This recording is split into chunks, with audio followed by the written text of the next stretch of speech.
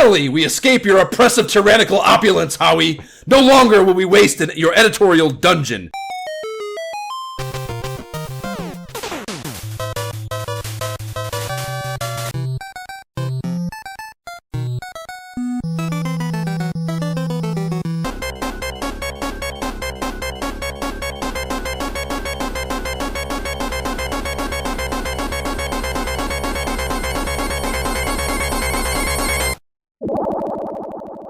This is the Imperial Schools of Honor podcast. I am Josh Folan. And I am Jay Baxtron. And we are going to be bullshitting about the formative years of console gaming as we revisit the protocols that covered it again. Today, we are tipping our cap to an absolute fucking legend and perusing the quarter centennial issue of Nintendo Power, number 25. You can find the issue on archive.org if you want to look at the shit we're looking at. I'll drop the link in the show notes, as I tend to do when we podcast. Please rate and review the podcast. If you feel so inclined to leave feedback in the form of a review and or Spotify comment, we'll read it here on the pod as long as it makes us feel good and or laugh. What are we jamming on now? Jay, that's a lot of neons. What are you jamming on? What neon stuff are you jamming on back there? Well, the theme of today's segment is games I've played before. And we're going to start with the neon flash of Rocket League. So I was feeling uninspired by my co-op, kid-friendly gaming choices. So I decided to look at the old collection. And I remember at the same time somebody at work had mentioned like playing Rocket League with the kids. So I kind of said, you know what, let me just dive back in. It's been a while. Last time I played this, the kids were a little younger. Let's try it again.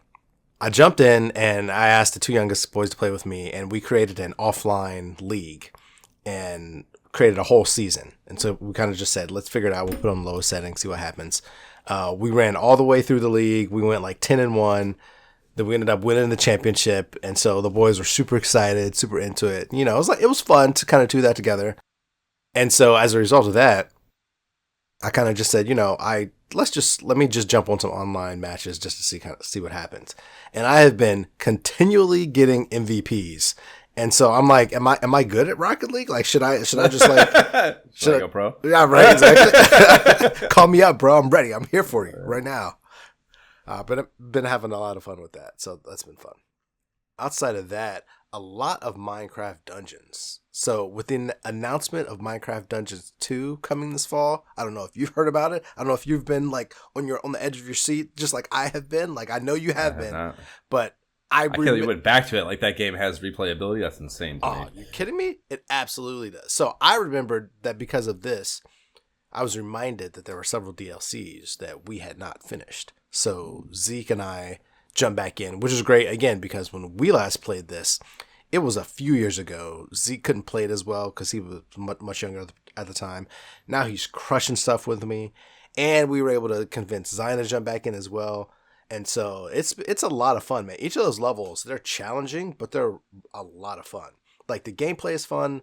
The loot system is addictive and a core part of enjoying the game. Like, in other words, picking up your spoils. And I can see a couple of places where I hope they change things for the second game. But either way, man, I'm pumped. And I'm sure like Minecraft Dungeon play hours are up like across the board this month with that announcement. Like they've got to be. Like, there's so much to do. Like, the loot is always like, give me the loot, give me better, give me better weapons, give me more. Like, it's great. It's so good. We have established you are a loot crate whore. We know. Do. Okay. Yeah, the game has to be fun enough to keep me going. And that, sure. Especially a game that I can play with, with all the kids, come on now. Like, that's a rare one. You know what I mean? When I can get the teenagers all the way down. Sure, yeah. It's definitely perfect for that, so I hear that. And then continuing that same line of logic, TMNT Splinter Fate. We have beaten Shredder several times at this point. But just like Hades, like I talked about, like this game is like a multiplayer co-op Ninja Turtle Hades game. We got to keep going back because the game is clearly not beaten yet. And they tell you every time you beat Shredder, like there's clearly a mysterious being that comes and tells you some stuff. And it's like, go back. Are you just getting loose for the April 30th drop of TMNT VR? Is that what you're doing? Oh my gosh. Yeah, that exactly what it is. Yeah, it's great. And I realized, again, just along with the other game, that they had released several different DLCs. So now you can finally play as Metalhead, you can finally play as Casey Jones, and of course, I love playing with the turtles. We each have our turtle that we like playing, but being able to switch that up and do some cool new shit, like with some new areas and stuff, like, yeah, of course, sign me up. Like, give me more reasons to play together with the family. So I highly recommend that game. I cannot say it enough. And I saw someone on Reddit the other day say that it's the best, like, couch co-op game out there right now, and I don't know that I disagree. Like I said, it really is. Like, if you like Hades, and I cannot wait for Hades 2 to come out later this month on Game Pass. I actually already have it pre-installed. I cannot wait. But if you like that game, like, and you have a family, like, co-op, absolutely, this is the game to play. And that is it, sir. Glitch of the Matrix there. Okay, word. Okay. Yeah, that is definitely no new shit. Okay. Absolutely. I have things downloaded, but like, so the funny thing about that is clearly I beat Cyberpunk 2077. I've talked about it so much. Are you seeking out the VR location for the thing I've seen? Dude, I can't even. So I just, like, right before you sent me that link, the Phantom Liberty DLC is finally on sale. So I snagged it, downloaded that, and I'm like, all right, I'm ready to boot it up. And then, like, I logged back in, and just like I was talking about before, like, the way my ending happened, like, I was put kind of back in that same place, and I was like, oh man, so I do get to begin, like, right here? Like, okay, like, I had so many questions, and I was ready to dive in, and of course, like, the kids were there, and I was like, okay, I gotta put this, like, this requires me to, like, emotionally, like, dive back in, and I was in more of a, I'm gonna dive in and, like, shoot some people right now kind of mood, so I had to, like, put that to the side for now. So then when you sent me that VR thing, I'm like, and that's I'm pretty sure if I recall, that's like, it's not just a headset, it's like the full, that you have, I think, a prop gun. And I believe you're on some sort of like surface where you can actually move. Right. Yeah. Oh, come on. Yeah. That would be. That's I don't know if I mean, I don't know. I've never tried it, but I feel like I don't think I can immerse in that. I tried, it was so long ago too. But yeah, they had like a person in the room at Tribeca in like 2016 where you were on a surface like that and you walked around and stuff. And like, but they had to literally have a person in there to keep you from hurting yourself, it was so long ago. So I'm sure they don't need people now, but it's still like, you're in some sort of restraint, I imagine, and I'm sure you can feel the resistance when you're like going to do something that would, I don't know, I have a hard time believing that is truly immersive, to the degree that they're selling it as, at least, I'm sure it's cool. I would definitely try it out. Yeah. But I just feel like paying a bunch for it a lot seems crazy, probably, because it's not, I feel like it can't possibly be what they're pitching it as like, you are there, you know what I mean? Like, I don't know, man, because it's not like a game, like, I had a supercharged jump in that game, so, like, there were times when I used that, they would be like, oh, like, they would be like, even on the couch, I would be like, oh my gosh. But what I'm talking about is the actual technology, though. Like, you're gonna, for that kind of thing, you're in like a harness or something, you're in like a right, but I guess what I'm saying is, like, there's not a lot. Like, you can run, but you're in a car, so, like, I don't even feel like you would need a restraint. Like, I feel like you could kind of just be standing still, or like you said, be in one of those things where you're hooked in and it swivels you around. Where even when you run, it's like a trackpad kind of thing, right, keeping you in place. Like that, I feel like, yeah, you could do it that way. Well, I'm almost certain that's what it is. Again, I'm speaking totally out of my ass here, I suppose, having no clue. But my guess is that's exactly what it is, like some sort of like thing like that, Yeah, or I mean, I guess you're not always running and jumping. You could probably do it while you're standing still and kind of just make it work. But you'd have to have just like a button for running. You wouldn't be running. You know what I mean? Like if that was the case, you could do it that way as well. It'll probably still be hella fun. Yeah, just being sure, VR would be fucking nuts in that game. Yeah, I'm sure it would be cool. There's definitely a VR mod too. I have my stories here momentarily, but there's definitely a VR mod for it. Okay, so that's it. Yeah, man, that is all right for now. Yeah, I mean, I've been on fucking, like I was giving you offline, hardcore puppy duty, so I have, and it's just been oddly somewhat busy, bullshit, random work things, having to go places that I don't really want to go and stuff. So I haven't played as much the past couple weeks as I would have liked, but I plenty of Into the Radius 2 when I do have time. The full release I saw is happening the 23rd. Okay. And supposedly, I was reading in that Upload VR article that that's when that releases, there's like a story mode that I apparently have not been playing. What I have been doing to date is very much what the first game was like as far as the story mode goes. It's like it's mission based, and like I said, the game kind of like has the built-in mechanic of resetting everything in a few days anyways, so you're never really like changing the world around you. Every 4 in-game days and some change, it does that reset thing. So I don't know what the story mode could possibly entail, because of that nature. I feel like there's no way around it being this compartmentalized mission by mission experience.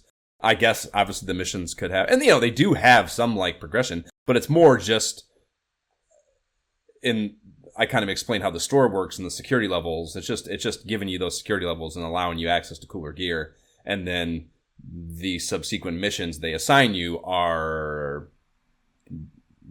quote unquote more difficult, because you have the better gear. So I am, and I said I played the shit out of the first game and never really understood what was happening anyways. So maybe I don't know, maybe I will fill in the gaps for you. Exactly. Maybe I was doing something wrong for one on the first one. I did, I made it clear how terrified that game, or how terrified I was playing that game.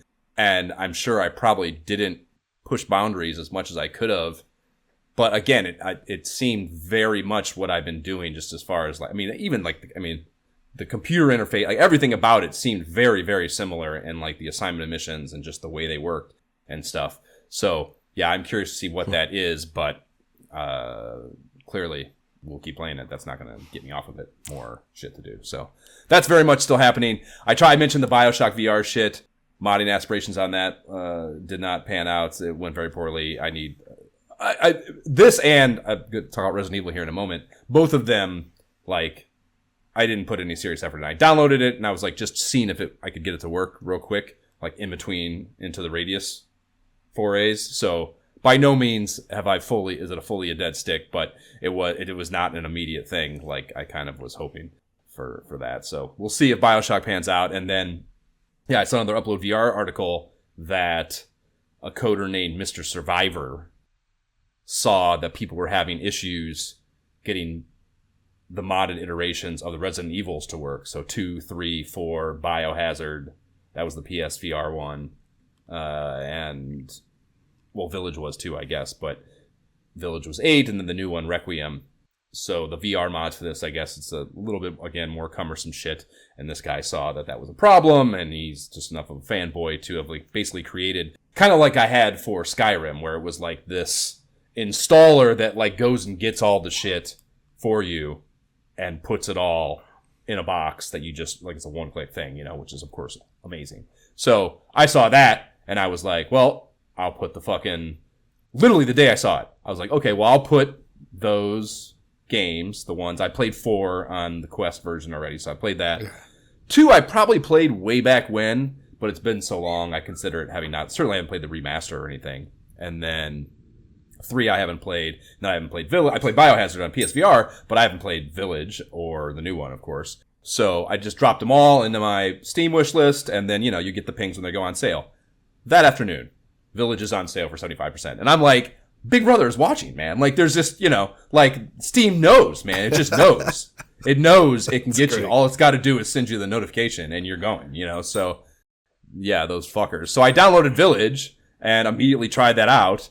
And I'll do the same for Requiem 2. 2, maybe we'll see. It would have to be like super cheap because they still sell all those games. They still sell it's remasters, but they still sell them for like $40. Like, you're out of your fucking mind. Who the fuck is paying $40 for fucking Resident Evil 2? I don't care what you do. I don't care if you let a rocket up its ass and like it's fucking. I don't care what it's doing now. Hey, it's still Resident Evil 2. That was terrifying. That was a terrifying freaking game. Sure, yeah, terrifying. Yeah, great games, but they're 30 years old. That's also true. Also, a bunch of those Resident Evil games just dropped on Game Pass, dude. I was like, oh, I'm gonna just start playing so many Resident Evils, like these ones that I haven't played. Village, Requiem like you just said. came out, so they probably do that every time because it gets your whistle all wet, and then you buy Requiem. Requiem's not on Game Pass, is it? Well, That's 9, the new one. I don't remember. I just know like several of them feel came there's- out in succession. And all of a sudden, I was just like, look at all of these Resident Evil games. If Requiem's not in excited. the bundle, that's the rub on that. They're just trying. That's fair. It's like Subnautica over the weekend. I actually like bit so hard I was like retweeting it. I thought that they were doing a weekend preview of the new game. Like they put Subnautica was tweeting out. Yeah, so they were tweeting out that like you download the game and like just play it for a few days and then it'll be on sale at the end of the 4 days. At 4 days, I was like, wow, what an awesome chance to see if they fuck this up or not. How cool is that? And like I'm literally mid retweet and I'm like, oh, this is just for the first game, you motherfuckers.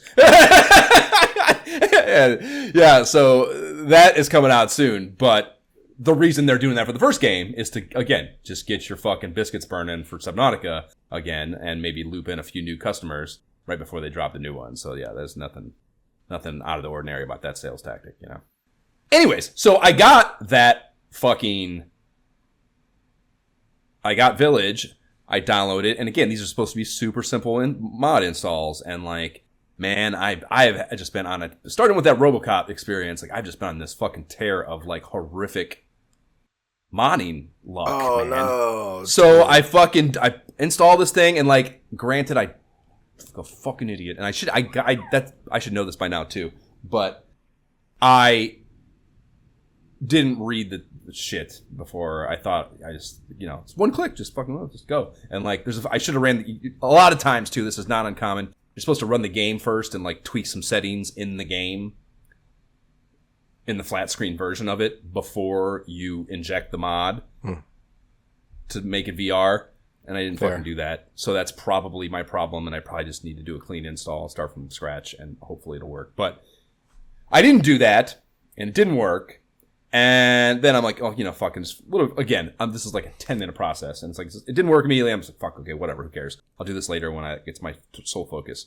And then I go back to fucking play Into the Radius, dude, and it's fucked up. All my VR games now are fucked up. What? They aren't playing right. They like the latency is jittery. The image quality is fucked up. I did all the basic shit. I power cycled both my device and the VR black box of death. Like, it's bad, dude. It runs. I keep going in there and I'm like, am I just tripping? Or no, this looks fucked up. And then like the actual latency issues will start with like the jittery stuff, and like I'm like, it's running bad. And like again, I tried the basic shit. I'm on. That's like the flames are about, dude. Like I'll jump out the fucking window if I can't play games now. Man. So like I need to do some hardcore. I was like freaking out so bad yesterday that I like got all frantic and like I'm like looking at the easy fucking Google AI returns of like the things that can cause this, like overheating and overclocking your computer, and like the front where my fans are on my tower.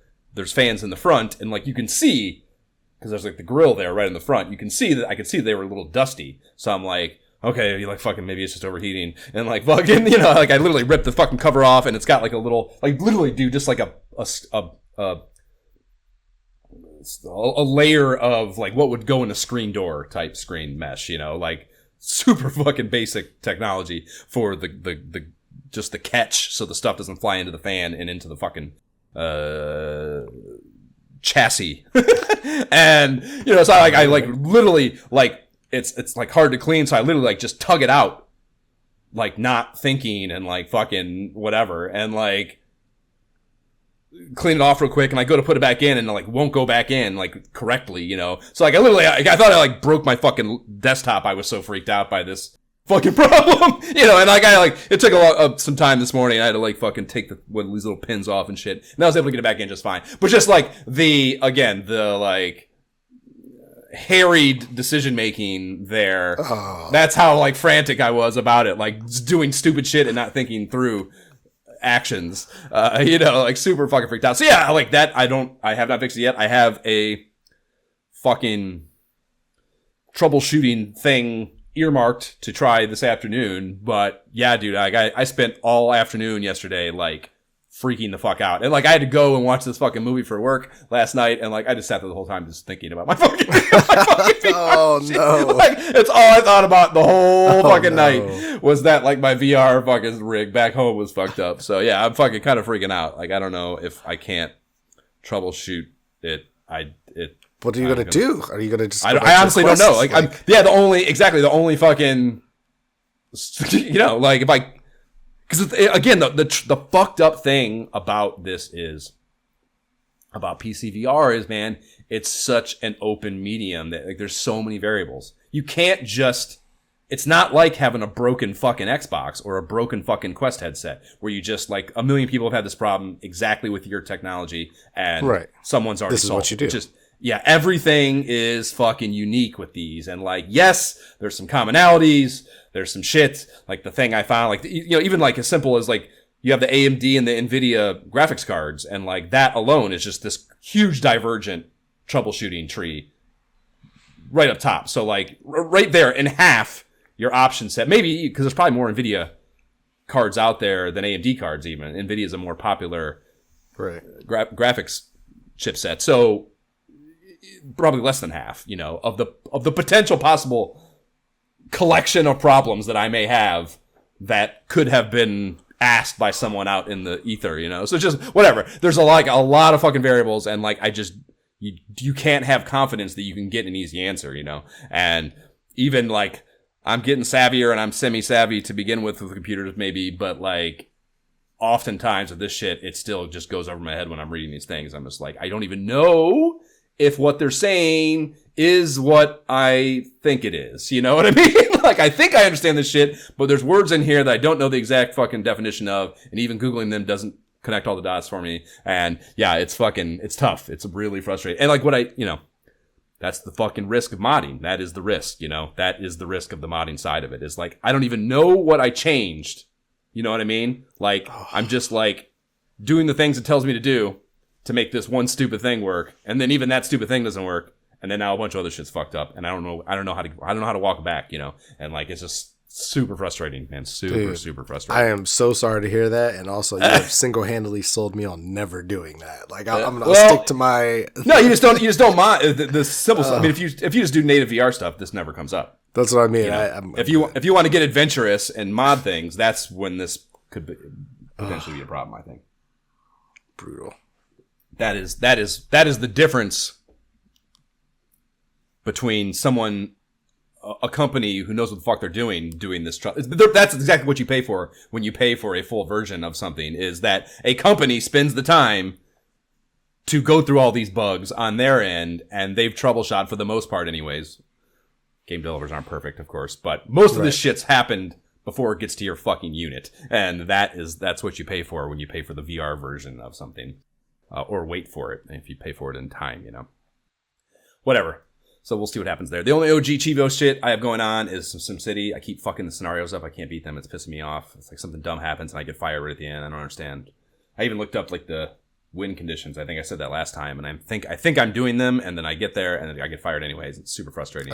You don't find that out until the very end. I think they're just like whatever. I think they're like end conditions. So you basically have to do the full 5 years or the full 10 years or whatever before you even find out if you had done it wrong, And yes, very frustrating. That's so rude. You can't even track. Can you track it as you go? Like, you don't even know. Well, I looked up the conditions and I think so, but like I only found one. Like, it's surprising how little. Like, you'd think there'd just be a list of like a bunch, like, it's a fucking old ass game, a launch title of SNES. You'd think the game FAQ website would just be loaded with exact flowcharts for these fucking scenarios. I've only found one that really kind of just lists the win conditions in like an itemized way. And I thought I was adhering to them. So either maybe that's wrong. Maybe was thinking of one. So I was doing, what was it? I think is it Boston with the nuclear meltdown I did a night or two ago. And it fucking like, it's only a 5-year scenario too. And I got to the end and like, I thought it was just you have to be a metropolis at the end of each one of these. And then like, not let the nuclear meltdown ruin your fucking entire town, which is kind of a synonymous thing, because if you're able to get to Metropolis, which you don't start at, then you're clearly growing and you have weathered the nuclear meltdown. It makes sense to me that that would be the win condition. Right. But maybe there's some other variable that I didn't account for that. Because it was Bern, the traffic one, that I know for a fact was a metropolis I needed to be at. And also have the traffic density down, I guess, is the other variable. But whatever. That's the only other OG thing with the fucking all this bullshit going on, puppy stuff and what have you. And then the X-Men quest. Didn't do a ton of reading. I got through like 4 Wolverines, Lady Deathstrike choosing not to kill him because she views killing him sans adamantium would be a knock on her honor. Mm-hmm. And like the whole reason she's chasing him anyways is that he supposedly stole her father's adamantium. Is like her motivation for wanting to kill him anyhow. So those two things taken from it, she just kind of like, well, fuck it then, and walks away. I thought that was kind of funny. And then that was like, right, it's like 77, 78, and he's getting into something new, and it's very forgettable because I can't remember what the fuck it was. Whatever. So that's Wolverine. Uncanny, again, just a few issues, 309 to 312, I think. Sabretooth gets loose in the mansion, and their Gambit has to fucking like get in a fight with them, and then like Beast is whatever, like they're chasing him down. So that's going on, kind of interesting. And then I think Iceman died. Did Iceman die here? I think he like collapses, and then I haven't read the next issue, but he kind of seems like he's dead. I've been talking about where the fuck did Iceman go, and I thought maybe this was the solution, that he somehow died, or he did not somehow. I mean, I put it like this: before you thought he died? Like what kind of condition was he in? Like was he? Oh, he literally like. Was he powerful? He gets zapped by something when they're chasing Sabretooth, mm-hmm. I believe. Okay. He gets zapped by something and like, yeah, he's just like slumped over and on the ground, looking at the end of and like they're kind of freaking out about it at the end of the issue. So I haven't seen where it goes, but again, like I'm kind of expecting him to somehow exit stage left abruptly. Because I don't feel like I see him later. But, really? Yeah, but maybe that's, I don't know. Again, I'm definitely getting into where I fell off as a kid. So okay, I'm like, I may very well be wrong. I can tell you whether or not you're wrong. I can give you some information. No. Okay. I'll wait.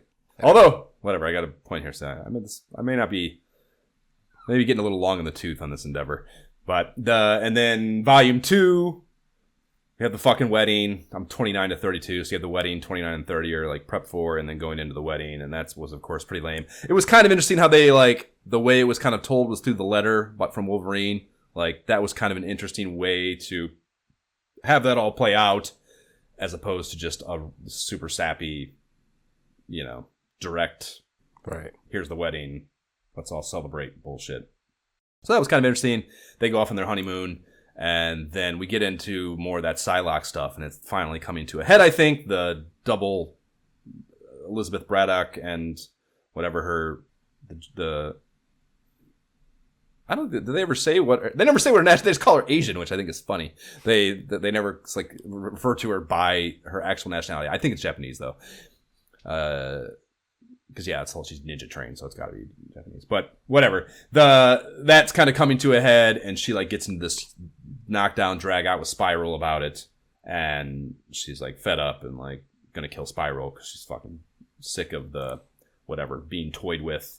And they get into the whole like her eyes. They put the eyes in her that were mechanical. They were able to kind of like spy on her and Mojo. Spiral and Mojo were able to spy on the X-Men or something. Which this whole thing, and then they say at some point in this that Mojo died in this recently. And I didn't, that didn't happen in any of these books I'm reading. And it made me like, I talked about the Mojo stuff last time. Like it kind of, it's like interesting to me. Never really pays off, but it is interesting. And like the fact that happened and I didn't even know. There was no asterisks telling you like happened. It probably did, but I'm not going to go read. That's kind of my point here is like even reading these 3 books, so much happens outside my purview that it's frustrating, and I'm not going to go read 70 books to get the whole story. And like the fact that they're not more, there isn't more of an effort to keep the stories contained to some degree. If you want to do some crossovers here and there, fine, man. But like for it to be a constant problem of not understanding what is happening in this universe is really frustrating and starting to really fucking annoy me. Especially because I know it's just to try to make me buy more books 30 years ago. You know what I mean? That I'm already buying. If I'm already buying 3-year books monthly, for fuck's sake, like fuck off, man. Like that should be enough to get whole stories, you know? So that is a little frustrating. And I'm also like, dude, I've been doing this for like over a year now, man. I want to read like another book, like a real book. I feel like stupider than I did a year ago because I'm not reading real shit. I'm just reading these dumbass comics everywhere I go. I haven't read an actual book in over a year as a result, you know, and that's not good. It feels workmanlike. Like I go to bed and like I got to get an issue in, you know, before I get to sleep, and like I'm like falling asleep, dropping the fucking iPads, hitting me in the face. So like it's getting a little job like, and that's when you got to take a pause. You got to take a break. If it's getting job like, you got to get the joy back, because you're missing like, because cool stuff does happen coming up.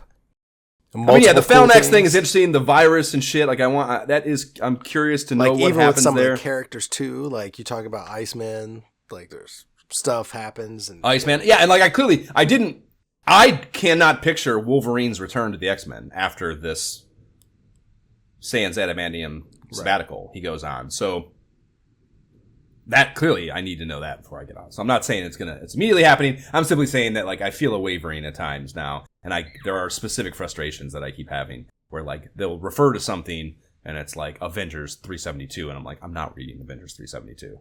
Yeah, for sure. Get the story. Exactly. I'm with you. I'm like, I'm reading Uncanny, X-Men, some X-Force in there, like when I got some extra cash, you know what I mean? X-Force never did it for me. That was never a book. Depending on like the team makeup and like how much extra. That to me was like such a third tier thing, you know. Even when they were the New Mutants, I had a hard time. I kept trying to like, because they were trying so hard to make that like the team of the future and like so much crossover effort in that era with the Uncanny book, and like I would start reading one of those issues and I was like, nope. Same thing with Generation X. Like I watched them, I read them too, and I'm like, all right, you know, I branched out with it, but it was kind of just like I don't even know what that is.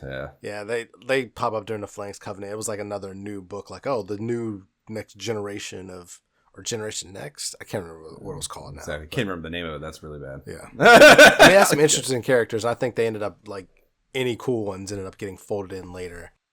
But cool stuff happens eventually, and then I feel like for me, it kind of just skips forward. Kind of just like, I lose interest. A couple cool events happen, like that I end up like reading, you know, now kind of back then later.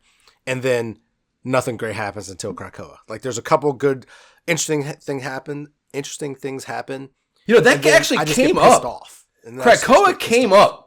I saw the word Krakoa in one of these issues not too long ago, and I was like, I thought that Krakoa existed way before, but I thought that was a totally new concept. Yeah, it was like in the way now. Well, I think it might have like, man, did they say that was in like Giant X-Men 1? I feel like it was like a really seminal, early on thing, and I was like, how have I never heard that until now? I read Giant X-Men 1, I think. I'm like, you definitely did. You definitely did. That's what I started with this fucking endeavor with, I think. Well, not started. But yeah. Where I got interested, as opposed to just hating that first era first of team X-Men. up. Yeah. I hear you, man.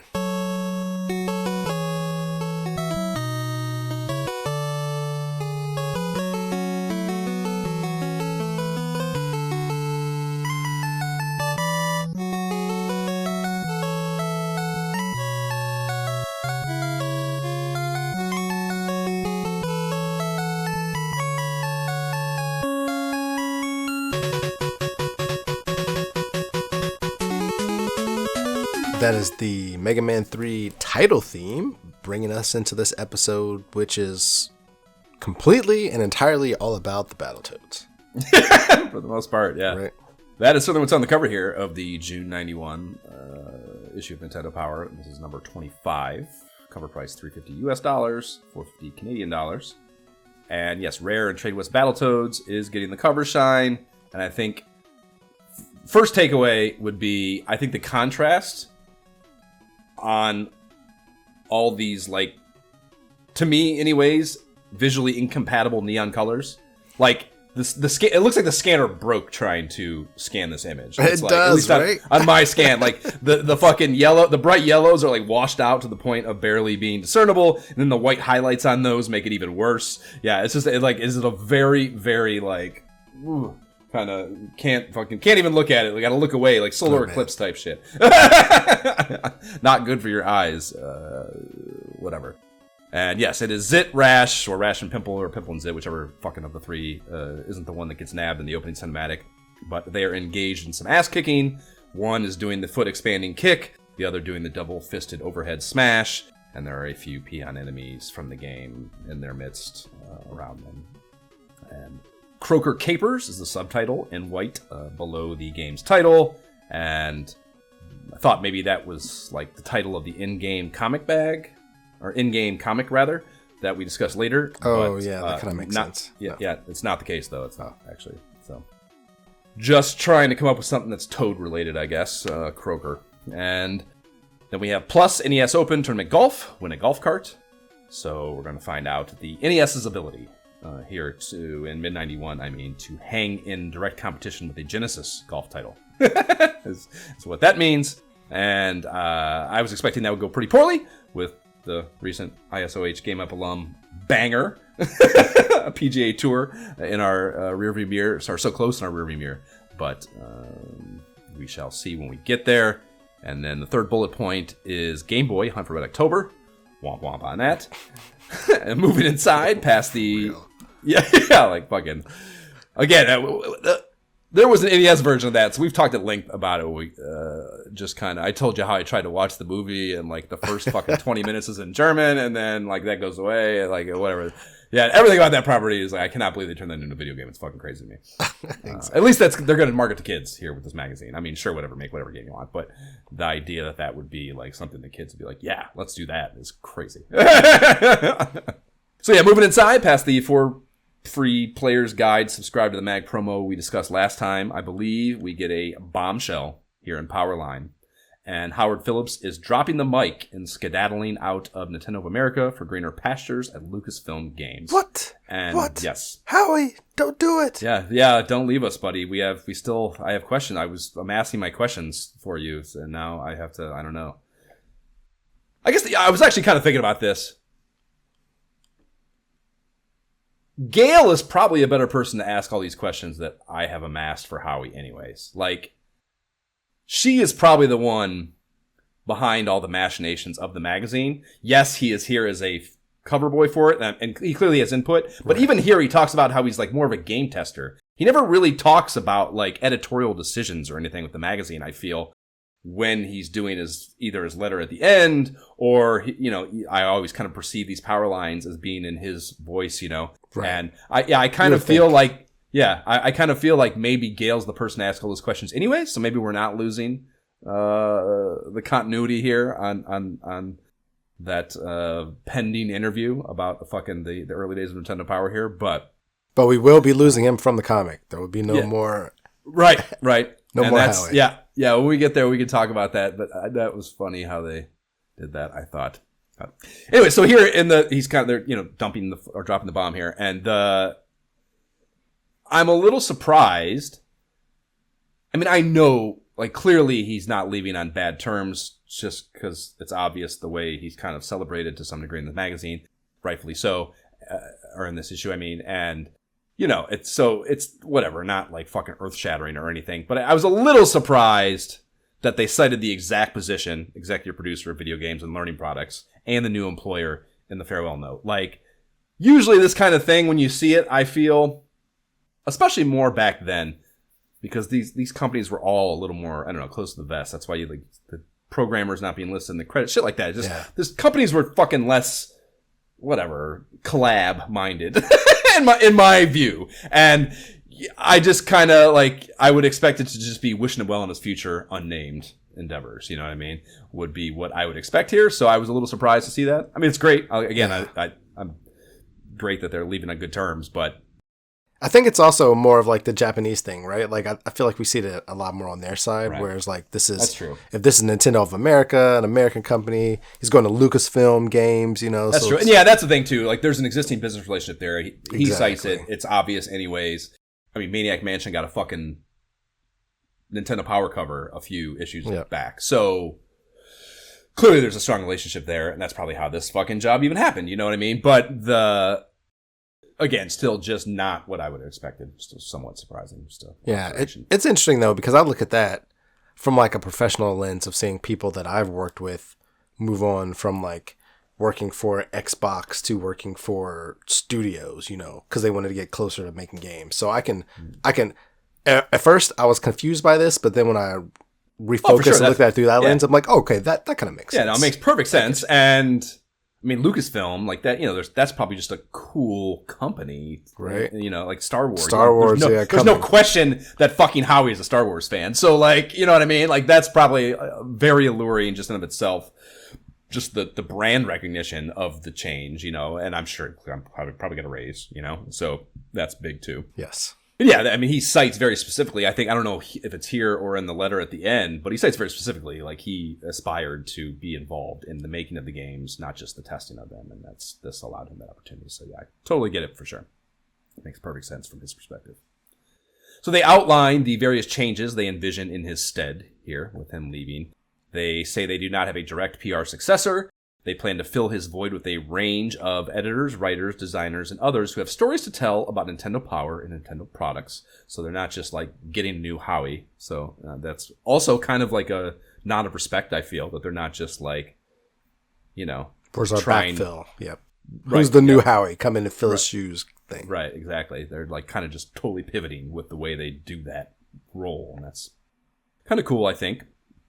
And then, yes, they also mentioned the universally beloved Howard Nestor comic isn't going anywhere, but Nestor will be flying solo henceforth. So we look forward to seeing how that goes, I guess.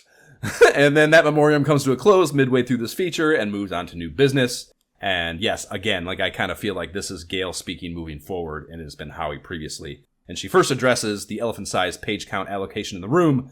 Battletoads getting an obscene number of pages of attention here in the mag. She says she simply wants to say that you'll see why soon enough. The game is hot!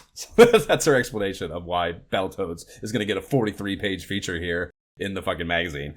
And, okay, Gail, if you say so. And then we are getting an SNES special report, inclusive of pictures of the system hardware, right? That's fucking... This is the first time we're going to see it, and that's cool, and I just can't imagine... I mean... Yeah, was this did you get your, like, was this an issue that you saw? Oh, absolutely. Are you freaking kidding me? I was so excited for this. Like, absolutely. Yeah, I definitely did not see this. Again, the SNES was just like, it's funny. I don't know if I've ever said that. Like, it's not even a matter of like I have no memory of even thinking about the SNES. And granted, like, we're talking, you know, fucking 30 years ago, so I don't expect to have visceral memories of such a thing. But, like, there is, like, no evidence in my gameography, you know, of my life where, like, it was even on my radar. I can't even, like, I have no memory of the SNES even being a thing. Dude, I'm so sorry for your childhood. That is so, I mean, at the time, hurts me. It hurts like I said, me. Jab gets one later, whatever. But, like, right now, like, I guess I've already, you know, pointed out numerous times, we've talked about when I dropped off Nintendo Power. So I'm not getting this issue. I'm not seeking out finding this issue to see these pictures. I just have no memory of like the SNES rolling out at all. I was just 100% immersed in the Genesis. Meanwhile, I had been tracking this since it was called the Famicom over in Japan. And I'm like, okay, when is this coming out? So now seeing what it actually looks like, are you kidding me? Like, I'm still, super at this excited, point, this is when I'm going to the library to get because I never had my own subscription, but I'm going there and I'm sitting down just reading through. I'm writing down codes if I need codes, classified information. I cannot wait. And the great thing about this for me is because I knew since it was coming, like I was so late to the NES party. Like thankfully I was early to the Super Nintendo party. Like so when it came out, like the first time it was launched on my birthday, next available birthday, like I got it. So, like, that's why to me it's like, the system of destiny. Your birthday was just recently, right? So it was actually right January. before the long. Yeah, so January, just missed it. I keep thinking like I got one when I was 11, but I'm like, all right, it must have been like after my 11th birthday then. Right. Okay. Word. Yeah. So she closes this out with some shareholder-minded housekeeping, saying you still have time to score the 4 free players guides if you subscribe to the mag before July 15th. So yeah, dawn of a new era here at Nintendo. No Howie, and here comes the SNES. Holy shit! Like it's weird how that's like, I don't know. You have to think. I mean, he's clearly heavily involved, and so he knows all this is happening. Well, it's fucking public at this point, so it's not. But you would think the machinations of this job change started before now. There's probably some time on that. So I wonder how much those two things have to do with each other. Like maybe he thought there was uncertainty, or maybe like a force out like kind of situation. I neither of those. No, I just feel like I wonder if I guess maybe a better way to put it would be like I wonder if he saw it as a new era and like it's like I talk about when I left New York. Like part of the reason getting out of New York was a hard thing for me to do was I kept telling myself that like making a movie is like on the short run a 2-year process, probably more like 4. So like I would always have a million things in a million different stages, and like I always had something going in New York at some stage in the process where I felt like, oh, I should finish that before I leave. You know what I mean? Because these are fucking long run projects. So I wonder if he felt like if I start the SNES, I'll never get the fuck out of here. You know what I mean? Like I have to. If I don't leave before this fucking whole new era starts, I'll never get out of here. You know what I mean? So, or it won't be until that has run its course, and I know how long these things take now, having just done that NES one. So, or I think I do. They weren't right probably about that at the time, how it would progress over time. But generally speaking, they are long run windows that would be hard to eject from mid run. And also, he would probably feel like he was letting them down to leave that thing mid run.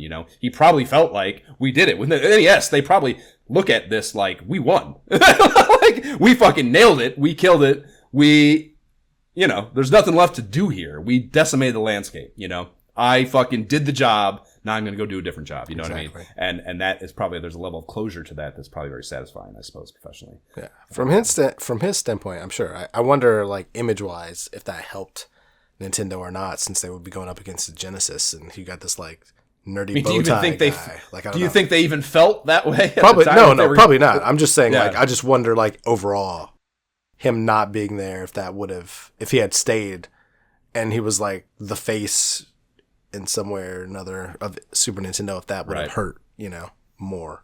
I don't know. Probably. I mean, that was one of their fights for sure, is that they were the kiddie system and the Genesis was, so it probably, like in retrospect, it probably, it's a minute thing, I guess. And you can of course kind of pivot on that as far as how forward facing he is as you go, if you feel you need to make adjustments and still have a job, whatever, they could have adjusted that on the fly. But yeah, it just to like in a total conjecture perspective, I would think it wouldn't have helped, because that was one of their losing battles, was that, this was for kids, or the SNES was for kids and the Genesis was for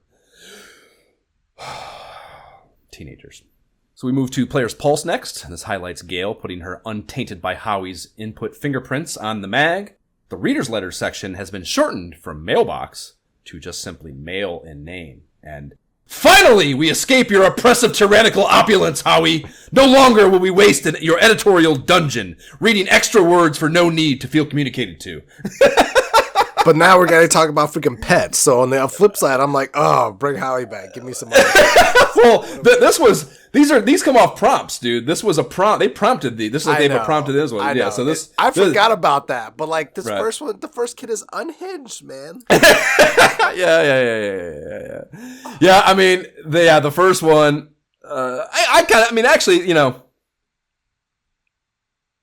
It is unhinged, and I think that's the thing. I feel like it's a game change. I feel like not only is the name of the fucking section changed, I feel like there is a material change in like the kind of letter that's here. Like, it's kind of funny, well-written nonsense that I actually enjoy reading, as opposed to kind of just, I don't know, like only one layer, surface layer feedback is kind of how they often are. And this is kind of like people just kind of like being creative, and it's just like a throwaway, like it's like a tweet. These are just tweets, you know? And like, I would rather read a tweet than someone telling me their fucking product feedback. You know what I mean? It's more interesting and more fun to me to have like a little tinge of creativity to your write-in. And like, they can still pepper in, like I'm writing in to say I really like, the first one here, Ben Sherman in Sudbury, Maryland, or Massachusetts. He's telling us how his cat very much enjoys watching Mario and Mega Man jump around on his TV while he games. And he explains he's trying to teach her to use the power pad, but that she currently only sleeps on it and his NES advantage. So like... Yeah, but then he went from she prefers to sleep on my power pad to so far she's on level 2 of Willow. So like, which one is it? Like, exactly. Well, exactly.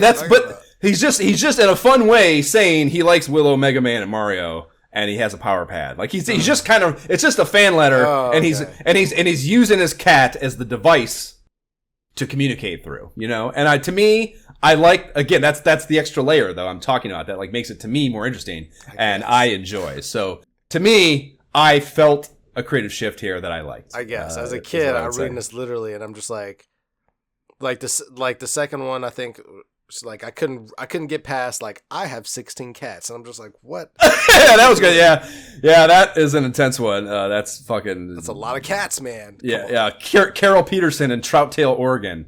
That's a lot of fucking cats. One of them, Pee-wee, has struck a fancy for the bowling ball projectile in Star Tropics. That's her like. But again, that's she's just using the 16 cats to say that they're playing Star Tropics, And I think that was her and her husband. They were like the older gamers, I believe. That so yeah, I don't know. To me, I liked that change. It was more interesting to me than a lot of the. They're clearly decidedly older. I feel like in the mailbox, like pictures and things. I feel like they're just older. That's true. Well, yeah, that's kind of, maybe that also is worth noting, I suppose. Yeah, like you don't get that kind of creativity from a kid. Kids write in more single layer narrative. So that is that's a very good point. That the reason that it has kind of where's my game? How do I beat this level? Yeah, a creative complexity to it is because they are older letter writers. That's a good point. So Artbeat, which is Reader Art Subs, is focused on envelope art this time. I have the image behind me right now from this. And, maybe not kids, some of these, but, kids draw on their envelopes when they send in their letters, right? And to me, that is just that's such a beautiful thought. You're already, there's already, a level of, really advanced effort being put to send in a letter. You get, especially a child. Because again, writing is hard. And, a kid probably spends a lot of time on the letter part of it alone. You know what I mean? To write the letter. The letter part was important. The actual letter envelope is usually just kind of whatever. You throw away, right. So the idea that they're putting this, again, extra layer of effort to, express their fandom or their appreciation even for these games is kind of what behind the whole idea of sending these letters is, to me, a really beautiful little thought that, spending the time to put this kind of ornate ass fucking artwork on just the envelope is cool. And there's so much about that. That's got to pass through a bunch of fucking people at the post office's hands. Every one of them, they got to be like, oh wow, this is right. Just sprinkling a little joy throughout. Right, exactly, right, precisely. Yeah, just fucking making the world a better place. To me, that's great. To me, probably the one I like the most is the Legend of Zorda Master Sword. Yeah, I do like that one. There is pretty hot. That looks pretty dope. And they're actually covering up the one in the middle, the hero, the Todd, basically, on the one in the middle. That's probably Dragon Warrior, is also pretty cool with the dragon and the medieval hero there, or at least his torso and legs, because they cover it up. Is a pretty good one as well. So yeah, there's some good work in there. The letter prompt here is a fun one, I think. We've been hearing rumors about parents who are taking over the family NES to play games like Tetris or Legend of Zelda. So far, these are unconfirmed reports, so we need your help. Turn in your game-crazy parents to us by sending letters or photos, try to catch them in the act, and we'll print the most wanted list in an upcoming issue. And this, to me, sounds like a fantastic opportunity for kids enabled with their spy tech camera hidden in the Juji Fruits box and or take pictures around the corner with the side view mirror thing attachment that I had for my Spytech toys as a kid. I can picture that being a great utility for this endeavor, this special ops. That would be awesome. Are you kidding me? Yeah. That would be a great picture. Like, caught you, Dad. For sure. Yeah, I also enjoyed they kind of single out Tetris's boomer bait here and that's exactly, I told you, I've said many times, that fucking Tetris cartridge on my grandma's fucking NES was always down in it. Not even in the NES at all times. It's fucking down in it. So, yeah, she was on it for that, for sure. Nice.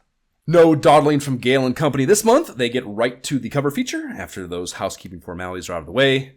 Yes, it is our cover deal. The Rare and Trade West much-hyped team-up Battletoads.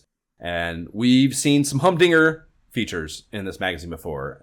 They even explicitly state in Powerline the one time that they were being deliberate about like really going all out with their big game covers. They talked about how they like, I don't know if that was like 4 or 5 issues back or something, where they're like decided they were going to like reduce the number and increase the intensity of the game features, right? And, you know, we've seen manifestations of that in the form, like Mega Man 3 got a 20 banger in issue 20, TMNT, right? TMNT 2 got a 16 banger, Castlevania 3 got some serious page count shine, 21 pages in issue 18. But we ain't never seen no shit like this. No. This is 35 pages of Radical Toad shenanigans are hitting our mailboxes this month. And, why did I think it was 43? I guess the 35 and the 8 here. But either way, it's a third of the mag. And 8 of those pages are a comic strip. You know, kind of playing into the comic IP part of Battletoads. But even if you subtract that part of it, it's still 27 pages and the most any game has ever gotten to date in the magazine. Right. Like, you can't get around that. Like, you have no choice. If you subscribed and you have that issue, like, you can't just flip past a game you don't like. You have no choice. You're like, all right, if they put this much freaking time, I guess I have to go read all these pages. I must go by this. Yeah, I have been programmed. I have no choice here. Yeah, I mean, it's honestly 27 pages. I mean, Nintendo, it's probably not even whatever much of an observation to say this, because no other magazine goes this hard in this way. There's probably no other magazine that's done 20 pages or 21 pages either, but 27 pages is probably the longest feature in any of the magazines we've covered to date. So it is just so intensely focused on this one game. And like, I guess it's just a function of that, but you know, we'll talk later about the lack of other games in this issue to talk about. And I guess that is, yes, there's only it's 100 pages no matter what. And if you give a full third of them to Battletoads, then you're going to have less to give to other games. Sure. But holy shit, like, I don't know. It's too concentrated. Too many eggs in one basket, man. Too many eggs in one basket. Exactly. Like, as a fan, I feel like, and we've talked about this before, I think my favorite magazine, I love Nintendo Power. I would always go to the library to read it and write down codes, and every month that there's a new issue, I'm like, I gotta go back to the library. It's week 4. I gotta go. And so I do love that. Writing on the calendar on the fridge. Are you kidding me? I absolutely track that. Like, absolutely. But outside of that, like, I do think the superior magazine was EGM, because there was just so much content. Like, you would just see so many more snippets and just honest review. And I really just enjoy that so much more, even though, you know, I didn't own some of the systems they would talk about games on every system. But so from that standpoint, looking at this and having this just be so heavily Battletoads is like, man, what? I'm just bummed right now. Like, what are we doing? I need to see more games. This is just that weird point in the life cycle when, we are getting ready to see the Super Nintendo. And I'm kind of like itching, because I feel like I've pretty much seen all the Nintendo games that I want to see. I've played all the games I want to play. Like, you got to give me something here. I know Mario World's on the way. You got to like give me something more, man. I'm itching, you know? I mean, you know, there's probably a little bit of that in this, is they probably feel like it's gotta be.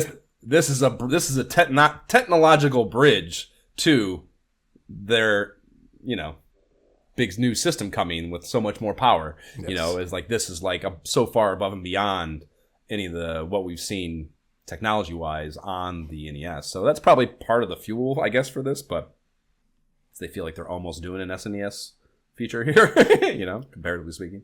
But yeah, it's a lot of pages. So Despite all the hubbub, they still start with classic game feature beginnings, including the data box deets, and this is a straight 2 megabit cart, and they list, this is kind of weird, they list no other technical trimmings. You know, they don't have, like, there's no, it doesn't say an MMC chip, it doesn't say, you know, nothing about the work RAM. It's usually like the two numbers, 2M by 1M, like the cart memory or game memory and then character memory. And here it's, overly simplified, and I was like, that's weird for one, it just looks weird, but also, like we just talked about, this is like a technology feat on the system. So, like, what's the fucking hardware that makes it that? Like, the idea that they're not showing that for this was extra interesting to me.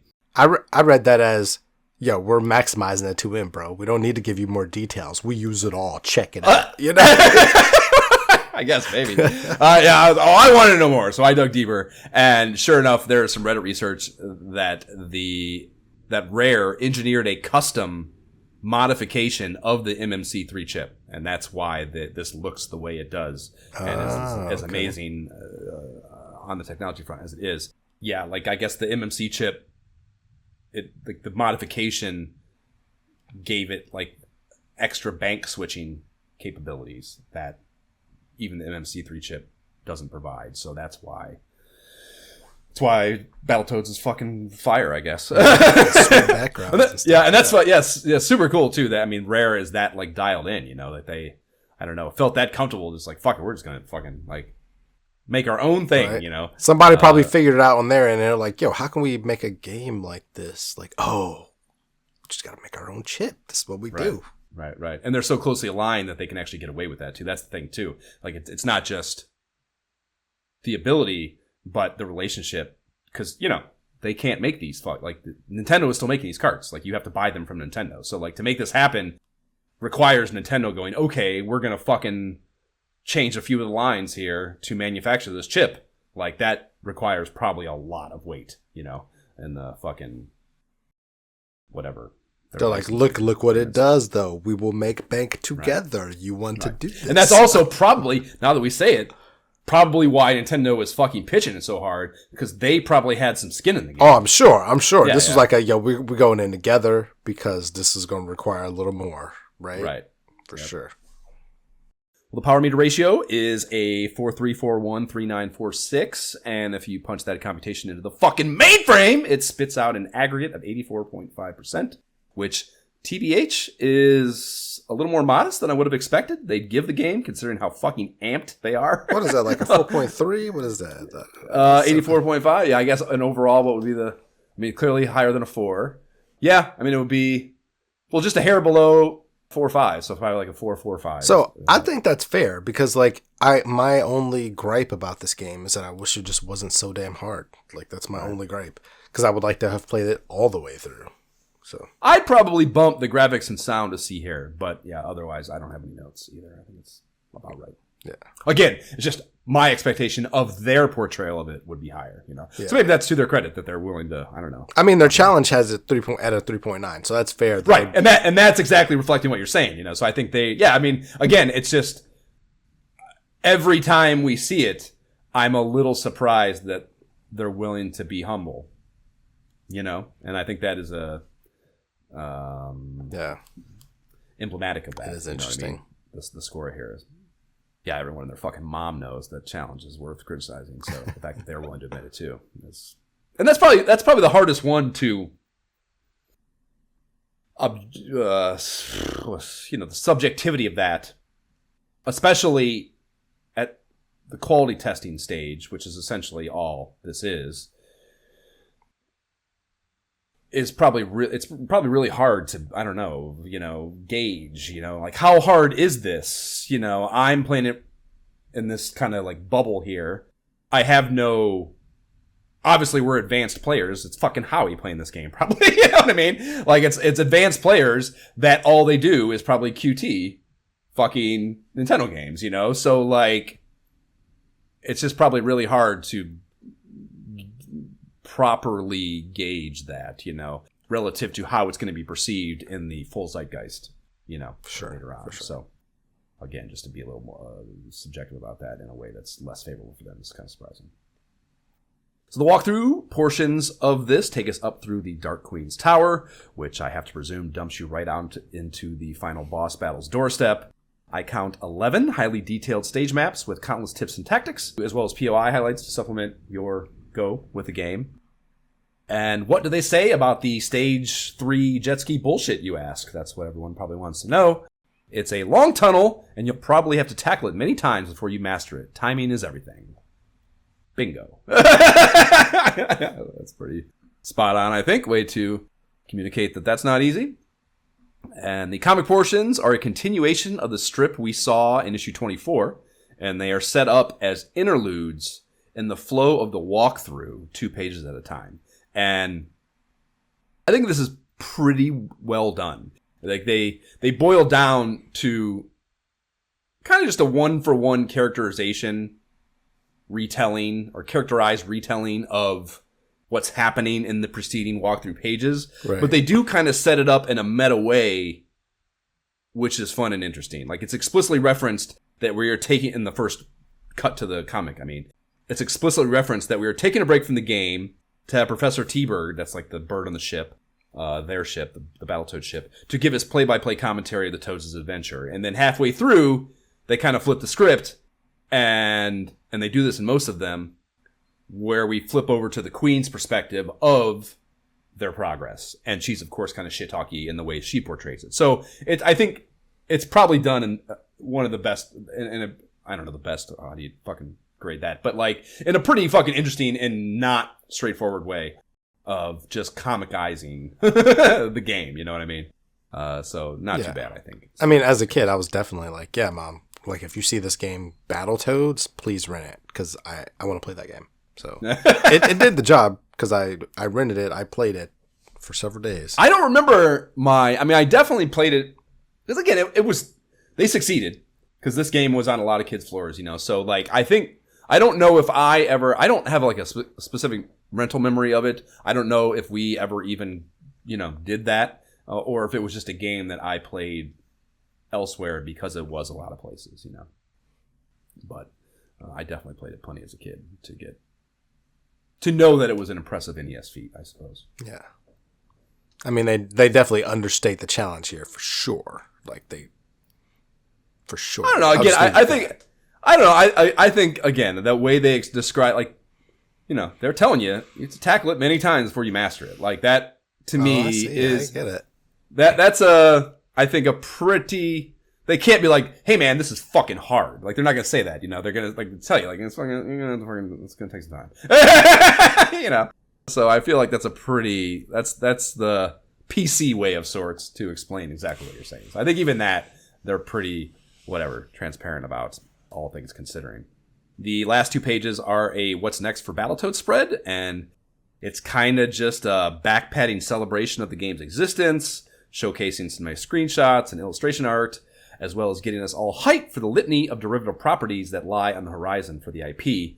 They say a possible NES sequel, a Super NES game, and an arcade game are just a few of the things in the works. So, be still my beating heart. So yeah, man, I don't know, Battletoads is a game up? I mean, maybe.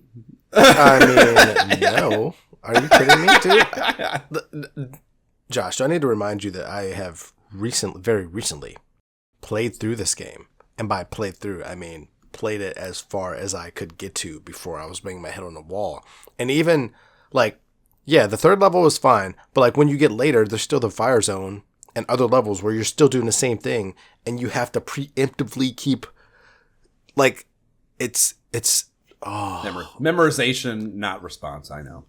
It's not even that. It's memorization. It's like preemptively, like you got to be like Jedi mind trick. Like you must see it before it happens every time, or you're gonna be throwing the controller, like absolutely throwing the controller. Like even thinking about it right now has me like all fucking anxiety riddled. Yeah, I mean, you know, man, I haven't got far enough in the game to speak to any of the advanced stuff, you know. So I know it's hard. I feel like it's such a, I don't know, man. It's fun. It's fun. Don't get me wrong. It's a fun game when you're. I'll tell you this, Jay. We can do it to ourselves, or we can wait for the disciples to do it to us. I can tell you that right now. No. Please.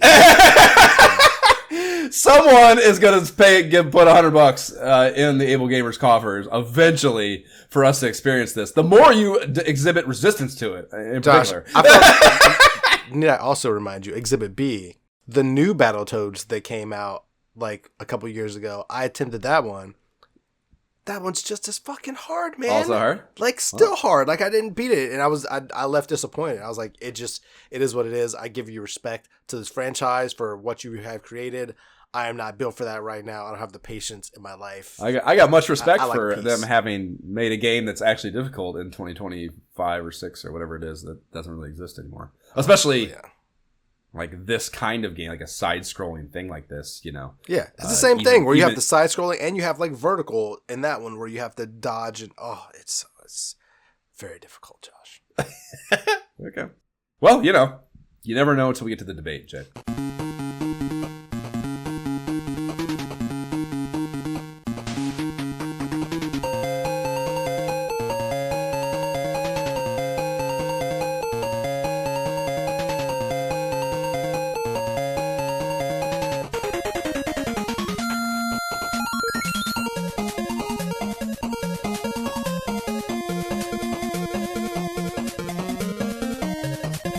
That is the Mega Man 3 Needleman stage theme. And we begin here in the meat of the Nintendo Power 25 sandwich with the announcement. Dun, dun, dun. It is a 4-banger to tell kids everywhere to buckle the fuck up. The Super Nintendo Entertainment System is coming to US stores this fall, and here is how the new object of your Mario Zelda desires will look. And this is their official reveal of the console design, and other than the omission of the branded text and button labels on the deck and controllers, it is exactly as I know the system to be. Oh, isn't it beautiful, Josh? Isn't it beautiful? Oh, yes. Brings a tear to my eye almost. Yeah, it is. And I actually, we're going to get into here in a moment here, but we're going to listen to Lance Barr's explanation of the design decisions, and it's actually quite compelling. I really like this feature a great deal, on top of just the announcement nature of it.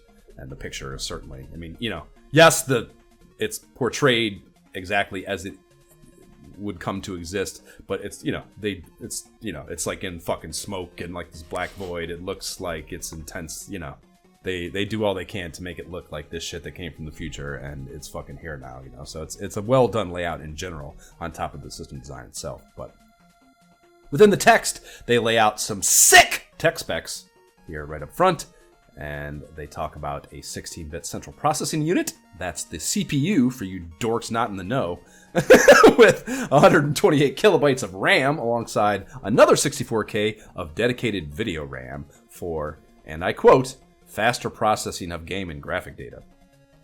And there is also an additional 8-bit APU. That's an auto processing unit, again, for you lame dorks that don't know shit about shit. And that tackles the processing of the system's digital CD quality audio. And we've chopped up how this compares a great deal to the other options that are now currently already on the landscape, the Genesis, the T16, etc. So we've talked about these specs. There's nothing new here really to discuss. It's a little better on the, and they get into that too, but they talk about the resolution. It's a little better on the resolution front.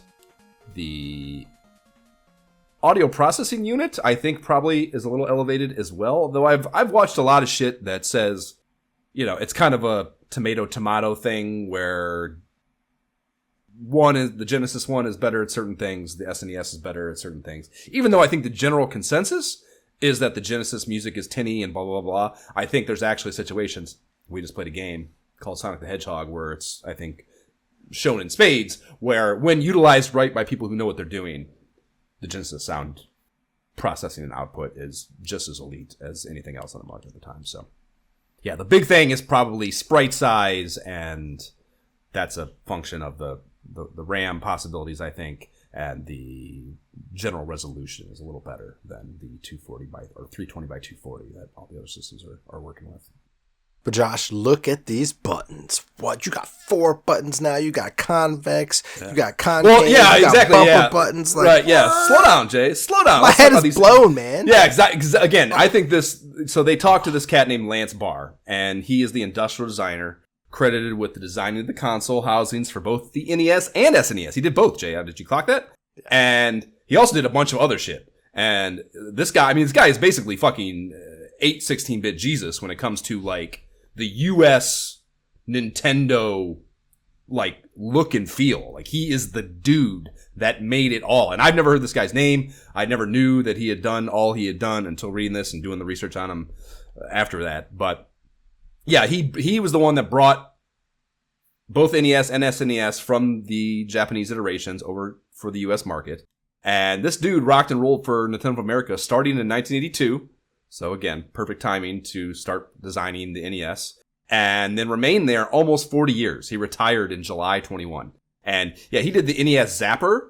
He did the shitty NES Max. He did the dope as fuck NES Advantage. He did the Wii Nunchuck. So like, you know, like those things are all like NES era things. He obviously the SNES, but like the Wii Nunchuck is, you know, that's like mid-aughts. So like this guy was doing like crazy revolutionary shit design-wise for a long-ass fucking time. Yeah, he is basically Jesus Christ, our Lord and Savior, is really what this individual is. I mean, all those things, dude. I can picture the fucking, even the manuals of those peripherals, like, the look of them was fantastic, you know, like just the way it did feel so space age in 1988 and 89, you know. So that just amazing fucking job and career I think this guy has under his belt. So he talks here about the design principle that is called design semantics, and he explained that this is the idea that an object or feature should visually represent its function or give some clue as to its importance, which is kind of like duh, but there's so many things, there's things like that like yes, it's obvious once it's said to you, but it's not done that way a lot of times. Right, precisely. Despite its seemingly obviousness, it so frequently is not part of the design of everything. So it being in there from the get-go and him talking about that fueling his choices, I think is really cool. And his example is that at an early age, people learn that sharp objects are dangerous, whereas rounded, curved objects are considered safe and invite actually physically touching them. So that is one reason for giving the top-load cartridge bay on the system a little curvature. And it's like very subtle, but there's like a little bit of a curvature to where you put the cartridge into the SNES, you know? And the other, and I fucking love this, is so moron, idiot, dumb fuck kids couldn't put, and I quote as well from this article, glasses of soda or bowls of cereal on it. And, you know, they're citing that such stupidity is one of the chief service problems for the NES, because the NES has the grill on the top of it there, and motherfucker, and I remember, I mean, even me, man, like, I was a psychopath even then, but I can remember putting shit on top of I never spilled anything on my Genesis, or on my NES, but I can remember putting shit on it like a fucking idiot, and like, clearly, I'm almost certain Jab spilled Pepsi or something on his SNES. Disrespect. So bad, dude, yeah, and that's also one of the reasons they put the ventilator grill, the ventilation thing, on the SNES on the back instead of on the front like it is on the top rather like it is on the NES. Because again, if something does get spilled on it, just fewer areas for it to leak into and destroy the fucking unit, you know, so, or destroy the circuitry inside. So this design choice that I thought was odd as a kid, but it was like, hey, it looks cool and different, now makes so much more sense. For sure. Much more sense. You live and you learn, Lance. You live and you learn, you know. Can't. The SNES, or the NES rather, was super cool, but it's awesome to me that he learned something, and like, that's a problem. Correct it next time. And like, that's just, that's cool, you know, to watch fucking everyone's kind of whatever. Getting better at their job is, especially people who are really good at jobs, is very interesting to watch and see. So he goes on to say one of the Super Famicom gripes was that the, 4 main controller buttons couldn't be differentiated from by touch while playing. So like the 4 buttons on the Super Famicom that we know in the US were all convex, which is out facing, as opposed to concave, which is kind of and so they wanted to differentiate these by touch, so you have to fucking look at them, because while you're getting your ass kicked by a boss in a boss battle, you can't look down and see which fucking button you need to be hitting. So super smart, and like amazing to me that the Super Famicom, I'm sure they had updated like third-party controllers, but they kind of, I don't know. I guess I don't know the answer to that for sure, whether or not they ended up releasing a, like, US an NES style. Well, yeah, exactly. An NES direct iteration, or if they just relied on third parties, like, the SNES had a million third party controllers as well. So I can picture the one that you could like see through, had the little switches on it for turbo and shit. My buddy AGB had that one. So yeah, there were a bunch of third party controllers that, I'm sure also modified things. And actually, I think that one had all concave buttons, I feel like, come to think of it. Off the top, because they were like, it was the 4 colors. Because that's the thing, like the 4 colors. I think the SNES controller kind of looks like shit. I think, like, as far as like the color of it, I hate that, like, because the logo is those 4 buttons, and like that looks way cooler. I think they could have done both things. I do wish they could have did the colors on top of these buttons. I always felt like that the Famicom thing was cooler for that reason. So I would give you that. I'll give you that. If they could have combined it, awesome. Yep, elite. Yeah. So yeah, I don't know why there's really no reason for them not to. I mean, I guess it was just kind of more streamlined as far as it's probably also cheaper. To some degree, to just have the 2 same buttons and not be fabricating 4 different colors, as dumb of a thing as that may seem. But yeah, it would look cooler if they had. But yes, so yeah, they fucking did the XY buttons concave, AB remained convex, and that's how we got the Super NES controller we know and I guess kind of relied on as children. Pretty goddamn smart. And then they have a graphic in the latter 2 pages showing 4 design concepts for the console housing that ended up on the cutting room floor. And I found it incredibly fascinating that the second one from the left ended up getting repurposed for the NES re-release. Like, that is the... That's what I'm saying. I've seen these. Like, that's the top for sure. Yeah, that's because that is the NES top loader that they ended up releasing later. So that is really interesting to me. And actually, I think, in my view, the bottom right design was the actual right answer, not the one they chose. I think that looks cool as fuck. The one on the bottom, the gray and purple, that looks fucking cool, awesome. Yeah. Yeah. I mean, it's more complicated and probably a way shittier manufacturing fucking thing, Mm-hmm. So there's probably some business in there, not purely just does it look cool, I would imagine. But yeah, if you eliminated all those variables, I think that's the one that would have been dopest to have sitting on your fucking console, on your living room floor, for sure. Whatever. And they round the piece out with deep dives on the graphical and audio capabilities of the machine. Like I said, the headliner is the resolution is very impressive, a 512 by 448, and that's explained as being twice the resolution of most other 16-bit systems, and that is the 320 to 240 of the Genesis they're referring to there. They also point out it has RGB and Super VHS outputs for higher quality display capability. And the Genesis had S-Video as well.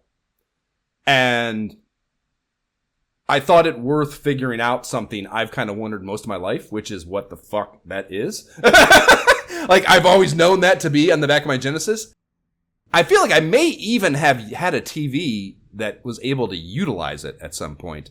I can't recall for sure, but it's such a weird looking plug that I don't feel like I have seen many places, or I did see many places in my life. So it was always a little bit of a oddity to me, but I've never taken the time to see what the fuck it meant to do that relative to the composite cords. So these 3 things, basically, RGB, S-Video, and then Super VHS is super kind of whatever tangent-y, but the RGB plug is the best quality basically available for analog display that humanity ever got around to creating before becoming 21st century digital boys. So it transmits the red, green, and blue color signals completely separately on different wires, which allows for the maximum image sharpness on an analog television, right? Or an analog display of any kind.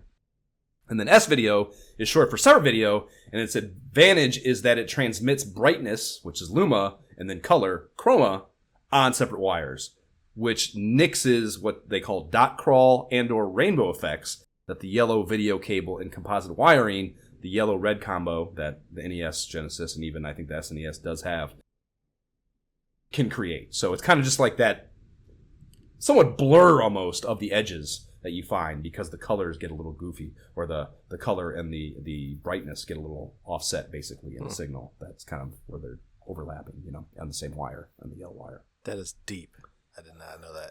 I didn't know it either. And then Super VHS is an improved version of the VHS format designed for higher resolution. So it's just an analog signal that somehow they get 480 lines out of instead of 320. So it's just kind of like a 1.5 upscale of the normal resolution. And that, of course, has better picture quality as a result. So it's just like a super obscure thing. And I can remember, like, I feel like I'm sure there were standalone VSRs too, but I feel like that was something I saw on, like, that was like in the era of people having the combo, like TV VCR units. I feel like Super VG, like those two are the kind of the same era to me. And yeah, that was like a very quick come and go novelty in my memory. Both those types of units, obviously, because VHS went away entirely, and TVs became flat screen deals that you couldn't possibly attach a fucking VCR to anyways, and DVDs became a thing. Well, there's a million reasons why they went away. Yep. But that and Super VHS both are just like very obscure memories to me. So I kind of chuckled when I saw that here in the article. That was something they supported somehow. And then sprite size and count is also touted. 128 moving objects on screen at one time. And the sprite sizes are up to 128 by 128 pixels from the 8 by 8 pixel sprites that the NES was capable of. So needless to say, I don't know what that is multiplied out. It's at least 10, 48, They're 10, big, 16 times. Yeah. Very large. Yeah, right.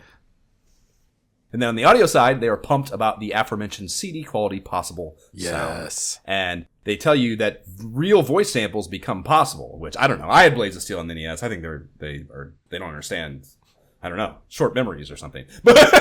Blades of Steel. But yes, I guess these are CD quality and probably a little better. And they mentioned something called Q sound being a feature they have planned, which would allow for surround sound. And the Q sound, was a 3D sound technology that Capcom was using in arcade cabinets around this time. Oh. It would end up in the Sega CD unit, console, whatever, but it did not, at least in the best I could ascertain, it did not end up making it into the SNES hardware, though they did have some kind of ability. It probably just wasn't that licensed technology that Capcom had to produce what they described, or I saw described as pseudo surround sound via stereo output. So it was just like some sort of software based singling out of channels within a stereo, left and right stereo audio output, which is kind of cool. They made the effort to do that. I feel like it probably was pretty hard to get like display devices to like actually utilize it. Was probably not easy, but you're telling me I could have had surround sound, some kind of pseudo surround sound for my Super Nintendo? Yeah. Oh. Did you actually have a surround sound system, Jay? I feel like that was so far beyond my. Are you kidding me? Of course not. Like, what are we talking about? Yeah, I would.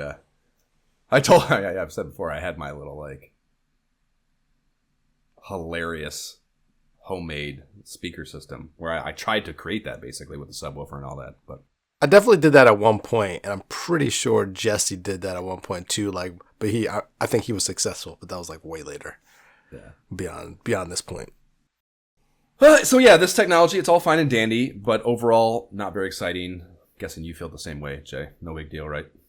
What? Are you kidding me? I'm jumping off the roof. I'm just looking at the movie characters, like rotation. I'm taking it all in. You know what I mean? Like pilot wing stuff like that. Like I cannot wait. I'm geeked out because I was sitting here thinking before we like started talking about this section, but I was thinking about what are kind of the top Super Nintendo games that I cannot wait to play, and I just immediately ran through 10 of them, and I was just like, oh my gosh, like this is the What's key the 10? area. Do you have this 10 available, Jay? Yeah, give us. Okay, let's move on from Jay's Atari corner to Jay's SNES corner. And what are the just give me the top three. What are the top three? Immediately Super Mario World. Like give me Super Mario World immediately and all day. Yes, water. It's fucking sky blue, water wet, Jay. But then I immediately think of Top Gear. Give us something to bite into. Top Gear 3000. Okay. It is. And that's like the dune buggy type. No. This is Top Gear 3000. Trucks. Like the trucks with the rails. This is cars. You're racing. But this is split screen, co-op.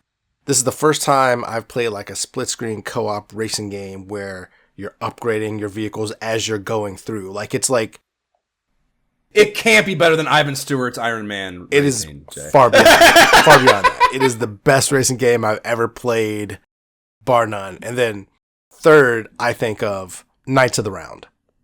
This game is... I don't know what that is. Oh, dude. So it's Like, co-op. never heard of Again, that. co-op. So you think of your beat 'em up, kind of like your Final Fantasy, like your Final Fight, Streets of Rage kind of side-scrolling beat 'em up.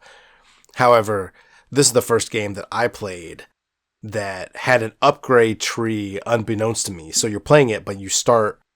Like, if you're Arthur, but, like, you start as, like, a little scrawny dude. You're not even really a knight yet. So you're, like, a skinny guy, like, a t-shirt on, whatever. As you fight, you get a little more muscles. You get a little more armor. Like, it's, like, the first... And, like, you get more powerful as you go. So it's, like, the first game that I played that not only is it co-op, not only is it, like, a side-scrolling beat-em-up, this is awesome, I'm having fun at this cool game. Progression tree? Yeah, with a progression tree that is visible... And you feel it, and it was just like, wow. I definitely wish there were more fantasy themed Yeah. beat 'em ups. I love Golden Axe, Dude. and that is there. I'll take all more Golden Axe ish type shit we can get. So that's exciting to hear as well. When we come across that game, we're playing it. Like, it's gotta be, like, you have to experience that for the first time. Yeah. So those top 3 immediately are what I think of. Hopefully we can figure out fucking co-oping before then. Yeah. All right, so that is SNES. Okay, halfway into the issue now, page 48 out of 100. We are first presented with our first non-Battletoads game coverage. It is a 6-banger on NES Open Tournament Golf that works its way into the back of the fold-out poster for the month. And this is Mario branded to the 9s or 18s, perhaps more aptly. And this is an inside job from Nintendo, as anything with Mario on it is or would be.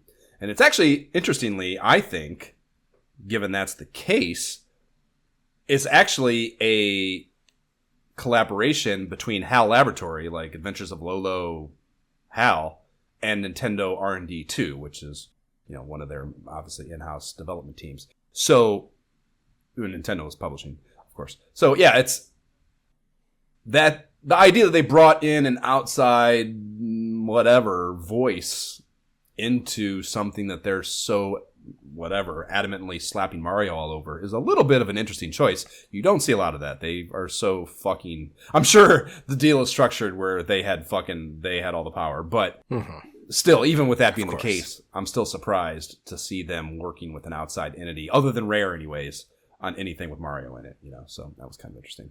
Yeah. So this isn't out till September, but fuck it. I doubt we'll see it and talk about it that much down the line, so it might as well make it Game App eligible and consider it current. The datablock deets go as such. It's a 2 megabit cart with an MMC1 chip, but they do offset that MMC lowball with 64K of work RAM. And here, also, there is no second number in the memory box, too, just like on Battletoads. And I'm guessing that in both cases... the number that is present is the program memory, not the character memory. It would be weird, I think, to have character memory but no program memory. Obviously, the first is more important than the latter, I would think. And it's not a new norm to be doing this because the next feature has both numbers. So I don't know what's up with this, if it's just like an editorial gaffe or what, or if it was like, for some reason or another, a conscious choice. Like, Battle doesn't make sense because it's like this... Again, MMC or the Rare designed chipset and blah blah blah blah. Here, it's just I don't know. I'm not sure. Maybe they had some left over, but they kind of had to offset it, and like with the Rare, you know what I mean? They had to offset it in some other ways, so they're just like, we're just slapping that here. Nobody needs to know how many of these nerds are gonna even pay attention. That's true. And they actually, it's funny you say that because that is going to come up here in a bit as far as what the nerds notice as far as that type of shit goes, and whether or not the datablock deets are going to stick around, I guess maybe is a different or another way to put it. So they are seemingly keeping it pretty real on the power meter tip here as well. Again, very surprising against Mario based shit. It's a 33344042 for a relatively modest 74.5% aggregate. So again, golf clap for humility, Nintendo. I'm proud of you. The first 3 pages are dedicated to explaining the mechanics of golf games. We just did a whole goddamn episode on those that no one listened to, so go check out the recent PGA Tour Golf episode if you want a 3-hour expanded analysis of those and a bit of Fuzzy Zolar talk as well. And yeah, the only unique thing I noticed in the pages here was the game modes. And they have a stroke and match play, which are standard issue golf game shit, but they also have a gambling-themed match play option where you can bet on each hole against your opponent as you play through the course. And normally, like in game, like this kind of shit is stupid to me. Like gambling of fake money. I don't like gambling with real money. Gambling with fake money, extra stupid. So like, usually this doesn't have any point in my view. But here, I think you're playing for the winnings. So like, it definitely adds a layer of like strategy of like, especially if you know the course. Like, am I good at this hole or am I not? Or am I good at what this hole presents as a challenge? Like, shit like that, you know what I mean? And that is really interesting, I think. Because you also have the, you know, I imagine, I didn't try it out, but I imagine there's like a counter, like what you bet. I don't know if it's like the person that won the last hole gets to lead the bet. Can it be answered in ups? Like, these are questions I have about it. But like, there's no question that it adds a strategy if what you're playing for is who wins the most money over the course of the match. You know what I mean? So that's kind of cool. When I look at this, I'm not thinking this is a mode that I would really want to play or care about. But then when I further thought about it, to your point, it's a great idea. Like, as if you own the cart, like if me and my little brother play this, like, and I know I'm really good at it and he knows he's really good at it, then it's like, all right, I know this hole. Like, this hole, I'm betting 500 on this hole because you got nothing on this one. You know what I mean? Yeah. Like, I can see. Yeah. I mean, it's the couch co-op component of it in particular. Yeah, is like that. Once you add gambling, you get the shit talking is going to go up a notch. So exactly. Yeah, that's a whole layer of fun too. On top of just the added. Like, cause it's a layer strategy. Of like, because if that is like, if you're playing for the winnings and it is like, how much are you going to bet on each hole? Then it's like how. Right. That extra level of how confident am I in hole 9 versus hole 14, right? Or whatever. Super interesting, right? Yeah. So yeah, very cool addition. And yeah, on first glance, I was like, oh, who cares? But then I kind of same thing, sliced it up a little more, and I was like, oh, that's actually a way to make golf way more interesting for sure. You know, and that's I've talked about.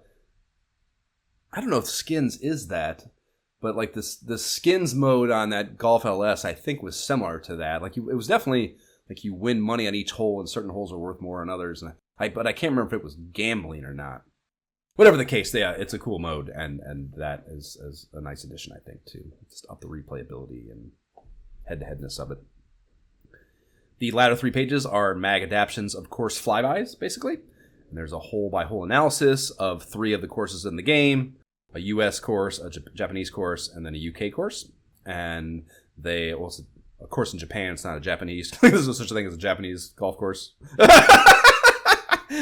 At least I don't think. Anyways, I don't think the customs are different or anything with golf in Japan. Anyways, they have a 4-star difficulty rating system. They assign a value to each hole from, so that's whatever, kind of interesting. And then there are overhead maps of the greens and the courses in their entirety as well. And I'd never played this before, so I did fire it up. The title screen is a little problematic, in my opinion. We have Mario and Luigi in custom golf gear. That's fine. But both are flanked by Princess Peach renditions that are only differentiated by their dress colors. So I'm asking, did they clone her? Does she have a twin? Is this implying the 2 Plumber Bros are dating identical genetic material? That's fucking weird. You know, like, yeah. I feel like, I mean, it also raises the question of why should Mario always get the girl? Like, because the solution to this is to put Toad over there with Luigi, and that's kind of fucked in a certain way too. But I also kind of like that's their dynamic. Like Luigi gets fucked left and right anyways in the whole framework of everything. So it would not be out of the whatever canon for that to have been the case. But either way, it creates more questions than it does answers, I guess is ultimately the point. As far as the golf game beyond that, it's okay. Probably a good NES golf game. The golf mechanics are considerably simplified, I would say, relative to the PGA Tour. Yes, which Genesis I appreciate one. In some ways. Me too, yeah. I mean, it's if you're just jamming with some Bud Rose on the couch, like I think that simplicity might be welcome, you know, yes. Depending on what you're going for. And, you know, I was less pissed off, I think, even when first getting the hang of the game and like because it's too fast, you know, but you can actually switch that. It actually it was like, I think our main bitch about PGA Tour golf was that it didn't have a slider on essentially the difficulty of utilizing the power meter. Like if it's too fast or too slow, it's only 3 different tiers, fast, medium, slow here. But either way, the idea that you can change that to your preference, I think is a very smart addition to a golf game, you know. So that is the correct thing to do. Good job, Hal and Nintendo R&D too. Yeah, I mean, I'd say it's a significant upgrade to the black box golf game, which I think was probably the goal in creating the title, was just to create a better version of that with a little more bells and whistles and visual pizzazz. And I think they accomplished that goal. You know, they have little cinematics of your ball going in the hole. You got Peach ogling you from the status bar over on the left when you're like set up for a birdie or something. And, you know, some fun menu BS probably. Nothing terribly groundbreaking, but just kind of just more flair, I think, of what is essentially just a modded version, an upgraded version of that black box golf game. Yeah, it's very simple. Not bad. Like, I like the putting. Like, the putting was very simple, but otherwise, kind of forgettable, honestly. Yeah, agreed. The actual poster on the fold-out is for Sunsoft's Super Spy Hunter, and I guess the developer Hivemind hadn't decided they were going to put Super as a prefix on every SNES game ever yet, as this is teasing an NES release, not an SNES game, that of the arcade IP hit that's already been given exposure on the console in the original game, Spy Hunter. Right. The art is the badass spy car with some gun turrets hanging out of it, speeding down a cliffside road while shooting at some choppas, giving the chase. And there's enemy spy cars like ablaze on fire on the road in the background, presumably that the hero spy car has dispatched along the way. So we have no data box deets here. There's no feature in the mag, so I don't know the tech specs on the cart, but we do get a power meter numbers later in the now playing section, and those are 35, 33, 33, 36, which is a 68.5% aggregate. That is less than awe-inspiring, I would say. And this is not out till September, and while I expect we will see more about it at the time, we'll likely be balls deep in SNES content at that time, at least more on the Nintendo side of the ledger, and there's not a lot of fucking video games in this magazine, so let's fire it up. I would say aesthetically, it is a little underwhelming. It has a bit of the 1987 arcade underlying aspect to it. That's when the arcade game came out. So, you know, the biggest problem was I was super pissed off with the ease of death at first. That's the thing about even the original game, is that it's like a one-hit death kind of thing. You don't really get, even your upgrade tree is purely offensive stuff, not defensive, at least in my experience. Maybe if you get further in the game, that changes. But once I got cooking and really stacking the power-ups from the equipment trucks, I did kind of have fun playing this game. And that's my thing with Spy Hunter, the original, is like, it's frustrating and it's not great, but I kind of have fun playing it anyways. And really? I don't know what to say about that, really.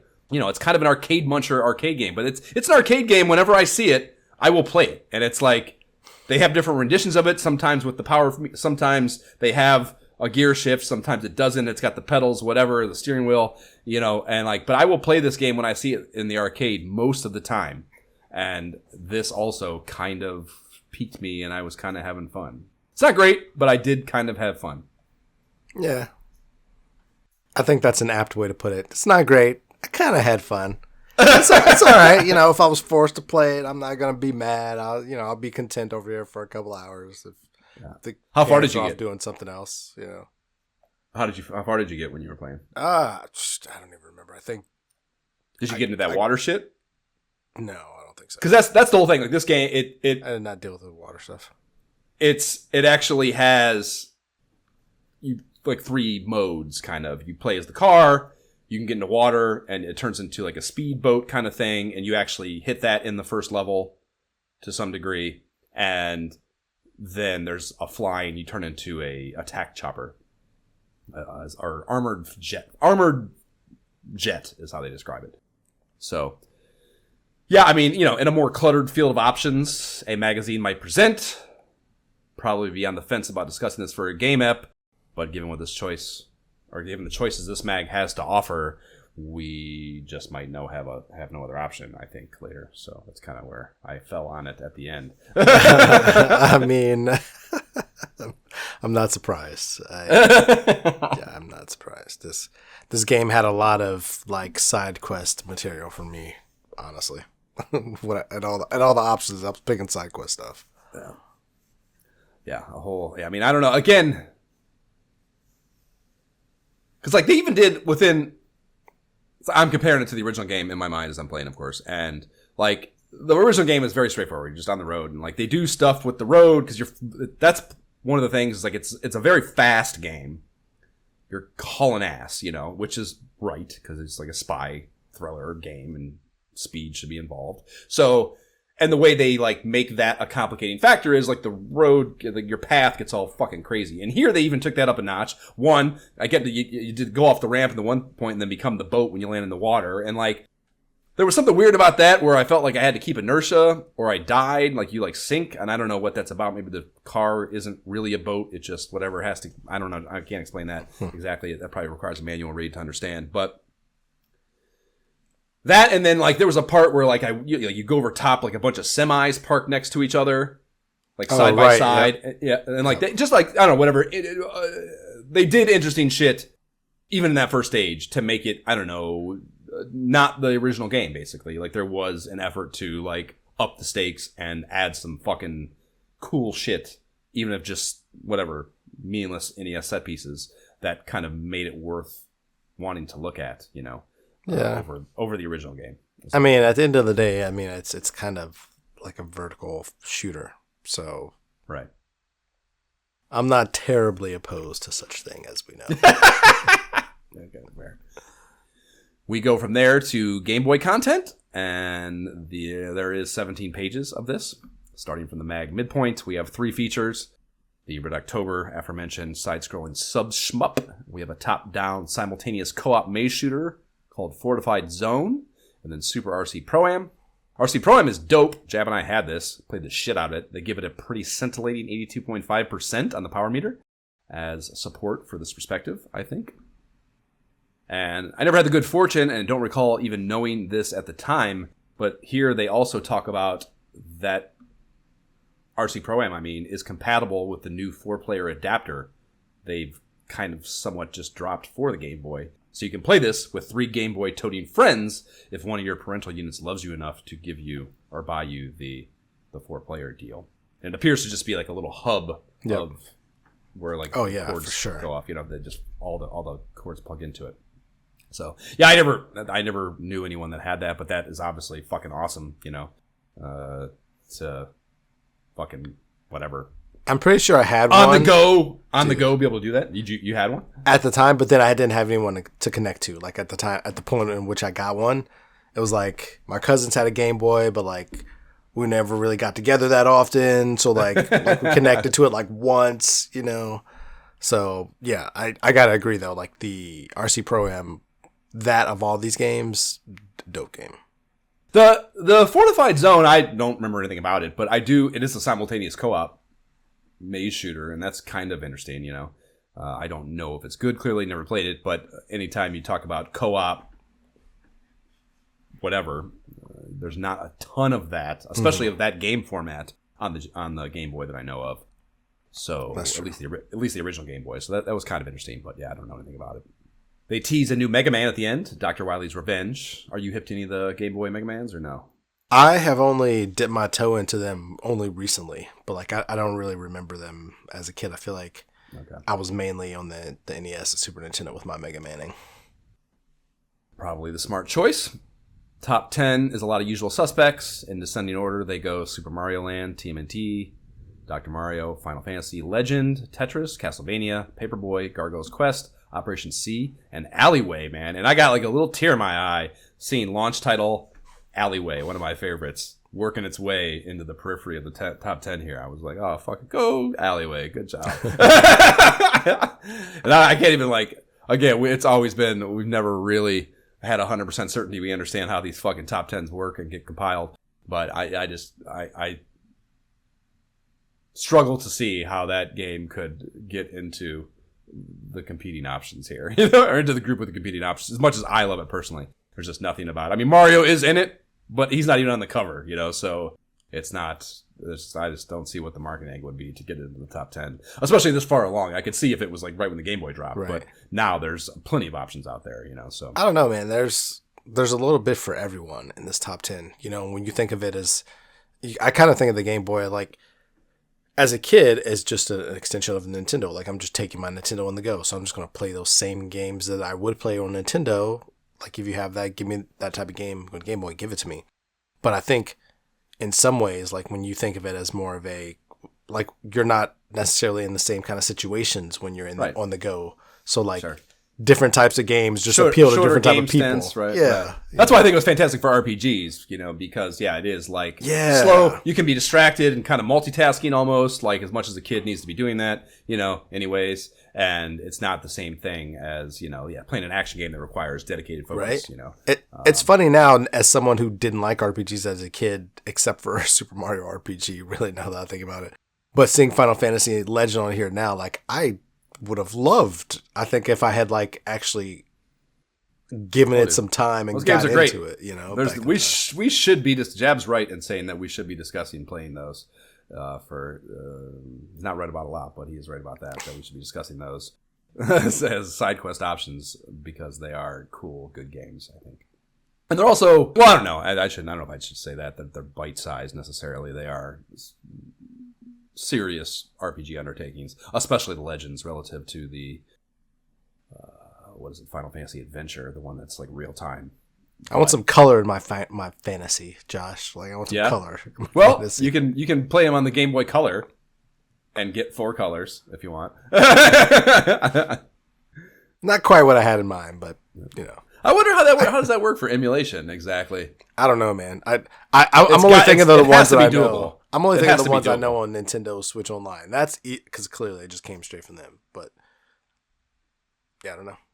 There's got to be a way to Super Game Boy your Game Boy games in emulation. This has to be possible. Yeah, I'm sure.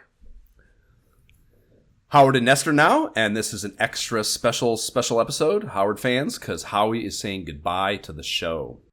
So it's Lone Ranger themed, and I'd love to know if that was something Howie was partial to, or if they just had to jam this goodbye into an already agreed upon advertising pipeline for, because that's what Howard and Nestor is. It's obviously featuring a game. So I wonder if that was something he decided as like his send-off setting, or just because of a personal affinity for it, or if it was something that he had that just got wedged into, I'd be curious to know that. That's actually, I should put that in the questions, actually. That is a good question to write down for whether it's Gail or Howie, whoever we speak to. Right. I feel like that was definitely planned and all, like, okay, well, we gotta... It feels, Howie's of the right age group to love Lone Ranger, I feel. So, it makes it very feasible in my mind. The mission of appeasing Dodge City citizens by capturing some outlaws is inconsequential to it, but the way Howie exits stage left is to rather abruptly make it all about him and say he's been thinking of hanging up his tie. So they're like just doing the thing, like getting through the narrative, and then all of a sudden he's like, "Oh, I gotta leave." So like that's also why I feel like it might be the not Howie picked thing, is because it feels really obtusely wedged into the otherwise narrative of the outlaws being brought to justice within the thing, So he gives his bow tie to Nestor and tells him to remember him when he's in trouble as he rides off into the sunset. And then Nestor, of course, has a shithead remark in reply to both Howie's pardoned sentiments. He says, "Gee, thanks. I don't have to wear it, do I?" in response to being given the tie. That's great. And then "I'll never forget you, Howard, no matter how hard I try," after Howie says goodbye. So he's got his little fucking snarky, whatever, preteen comments there. And I think it's kind of whatever. No sadness whatsoever, basically, is offered up by Nestor about him leaving, the little prick. And I think that, whatever, even if you want to have your little remarks there to keep him in character, I still think he should have like maybe had a tear that he hid or something as Howie left, would have been the better choice there, I think. They do, it's kind of all softened by the editors, though in a little narrator box at the bottom, they put in, "So long, Howard, good luck." So like they allow the takeaway sentiment to be what I'm describing, but I think it would have been better placed to have Nestor convey that information within the narrative rather than an editor's note, What are you going to do? It's not like it's the Marvel writers or anything. Right. It's not like it's Larry Hama writing these comics for them. Right. It's not bad. It's not bad. After these messages, we'll be right back.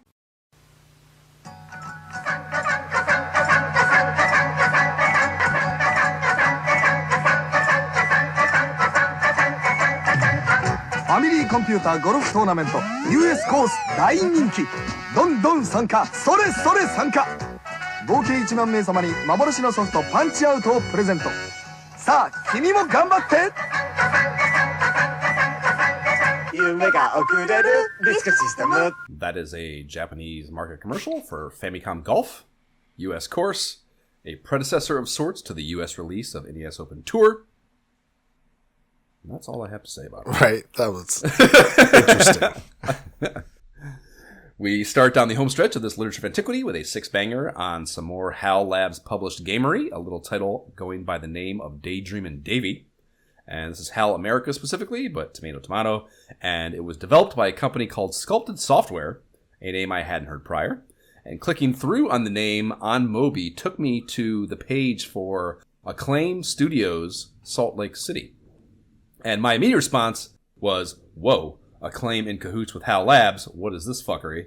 But the actual paper trail, going through the history of it, is that Sculpted Software would become Iguana West in the late 90s. So, I don't know about you, Jay. Okay. See, exactly, yeah. I remember that. I don't know about you, but I will never forget that iguana lying on its side, spinning a basketball on its finger as the company calling card when you first fired up NBA Jam. And Absolutely. That's what Iguana West is. And yeah, that was immediately how quickly my mind drew those whatever fucking through lines. And then only after that did Acclaim acquire Iguana, which makes perfect sense because of NBA Jam, that this kind of all gets put together and they get folded. This company that would have made this fucking crazy game gets folded into Acclaim somehow. So the paper trail always tells the story. And it's categorized as a scrolling diagonal down action game, but there's some light gun optionality, and generally speaking, I could just tell this was going to be a bit of a kerfuffle of a fucking game. The databox deets read 2M by 1M, so they're back to the proper format here. It has an MMC1 chip, no work RAM. The power meter reads 3.2 graphics and sound, 2.9 play control, 3.2 challenge and excitement, 3.7 theme and fun. That's a 65% aggregate. And I'm guessing there was no key art yet, as the illustration here is in the style of that terribly stressful artist that's done many a Nintendo Power. It's actually later in I think the top 30 maybe has that same artwork style. So this is like an internally done thing. I think we first saw it on RC Pro-Am. I think we'll never forget that in the magazine. Anyways, that makes a lot of sense, seeing as this doesn't actually come out until June of the following year, 92. So whatever they sent Nintendo here, there was some reason why it didn't hit shelves for a whole nother year. And I would guess maybe in firing it up, it's because not good. And amazing to me that what we got in the release version still was what I played. Right. But it probably, I would guess, wasn't even there quite yet. Like part of me, when you were saying that, wants to just say, "Oh, I must have been playing the unfinished version." No, right.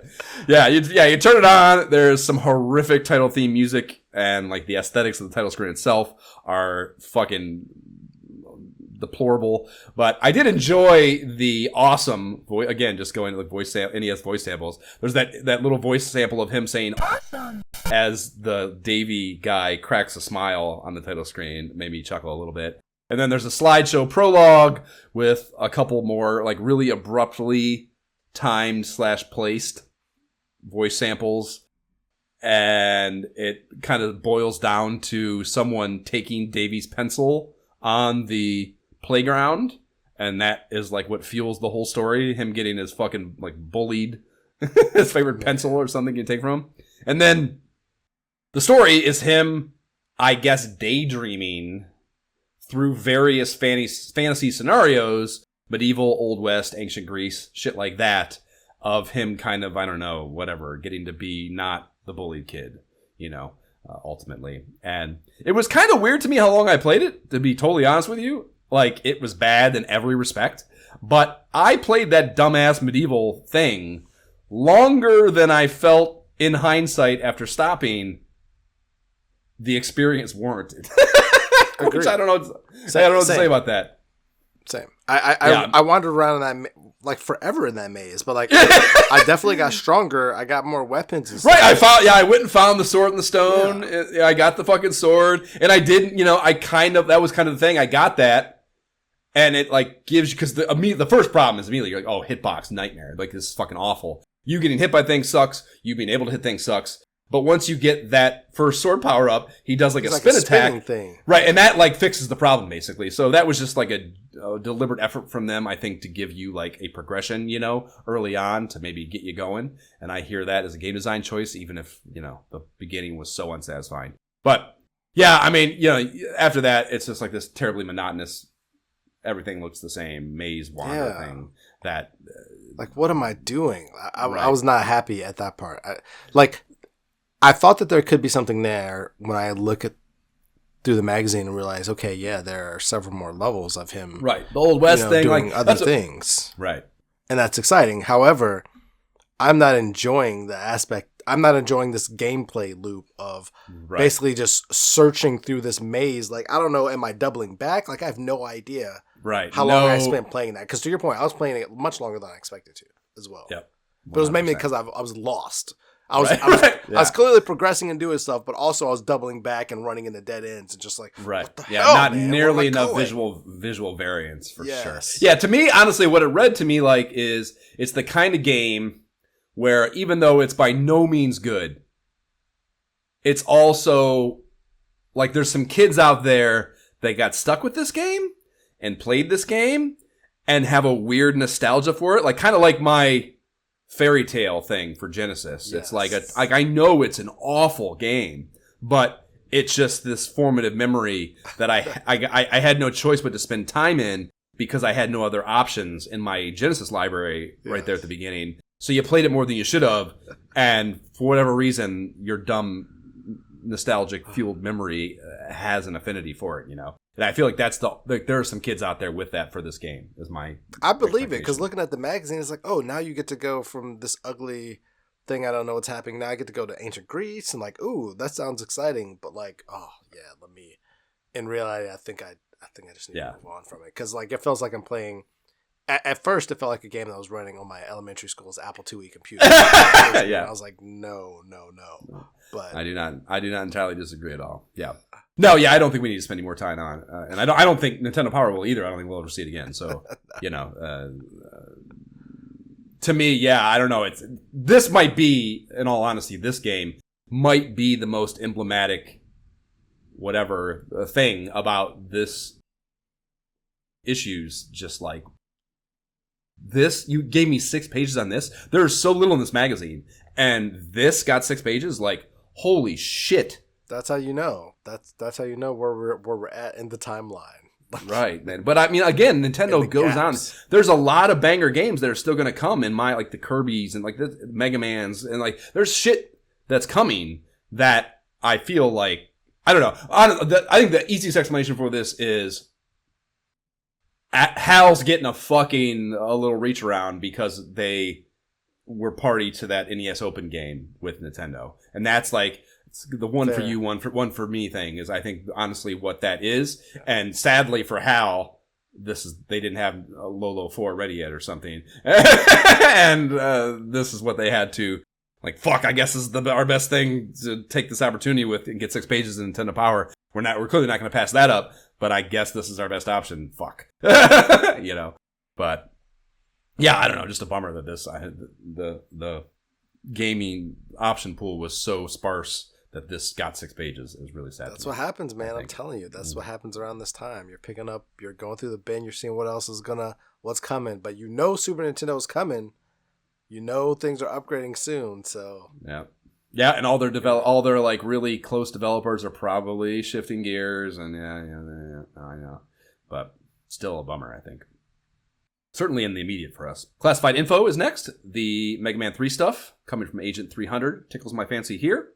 It's titled Passwords Revealed, and the editors explain at the top that after the previous issue, agents had done more work to crack the code, on the password system, that veteran Agent 710 did the work for us for issue 24. So there are multiple operatives, basically is what this means, working on hacking the fucking mainframe of the password system in Mega Man 3. And that, to me, is a responsible allocation of manpower, for one. But the name of that was Password Power-Up, was the code name of that classified intelligence in the previous issue. So basically, they're just like again, they did this for Mega Man 2 too, like really broke it down and like told you, because there's that matrix password system, and they're just like telling you basically here that they, like the 6x6 blue and red dot matrix, you can like basically design how you start the game of like what robot bosses are beaten, what one you're going to, and then the energy meters or energy tanks you might have in reserve as well is what you can do with the information in the last issue. So just a very cool, interesting. Yeah, that like this much effort is being put into like kind of just figuring out exactly what that password system means is awesome to me. So that's a fun one. On the last page, we have a full-blown Nintendo Power scandal going down, bro. It's titled Classic Tips up top. And they explain, here are a few of our, and they're missing the of that, but it should say a few of our, Gail's already asleep at the wheel, I guess, on the editorial front without Howie, but it's previous agents, or previous tips that are agents' favorites from the past issues. And they tell you if you haven't caught up on them, that you should be able to really zip through these games now. And then our first tip is from Agent 710, who I just mentioned, having broke the Mega Man 3 Energy Tank cheat password. So this is a veteran agent. He's got, like, again, I'm tracking these in that spreadsheet. Agent 710 has a shit ton of appearances in the magazines. So, bunch of things. But the tip here is for Super Mario Bros. 3. And it's telling us where the 3 warp whistles are, if, God forbid, you don't have the Super Mario Bros. 3 strategy guide, where these are also told to you. But that's fine and dandy.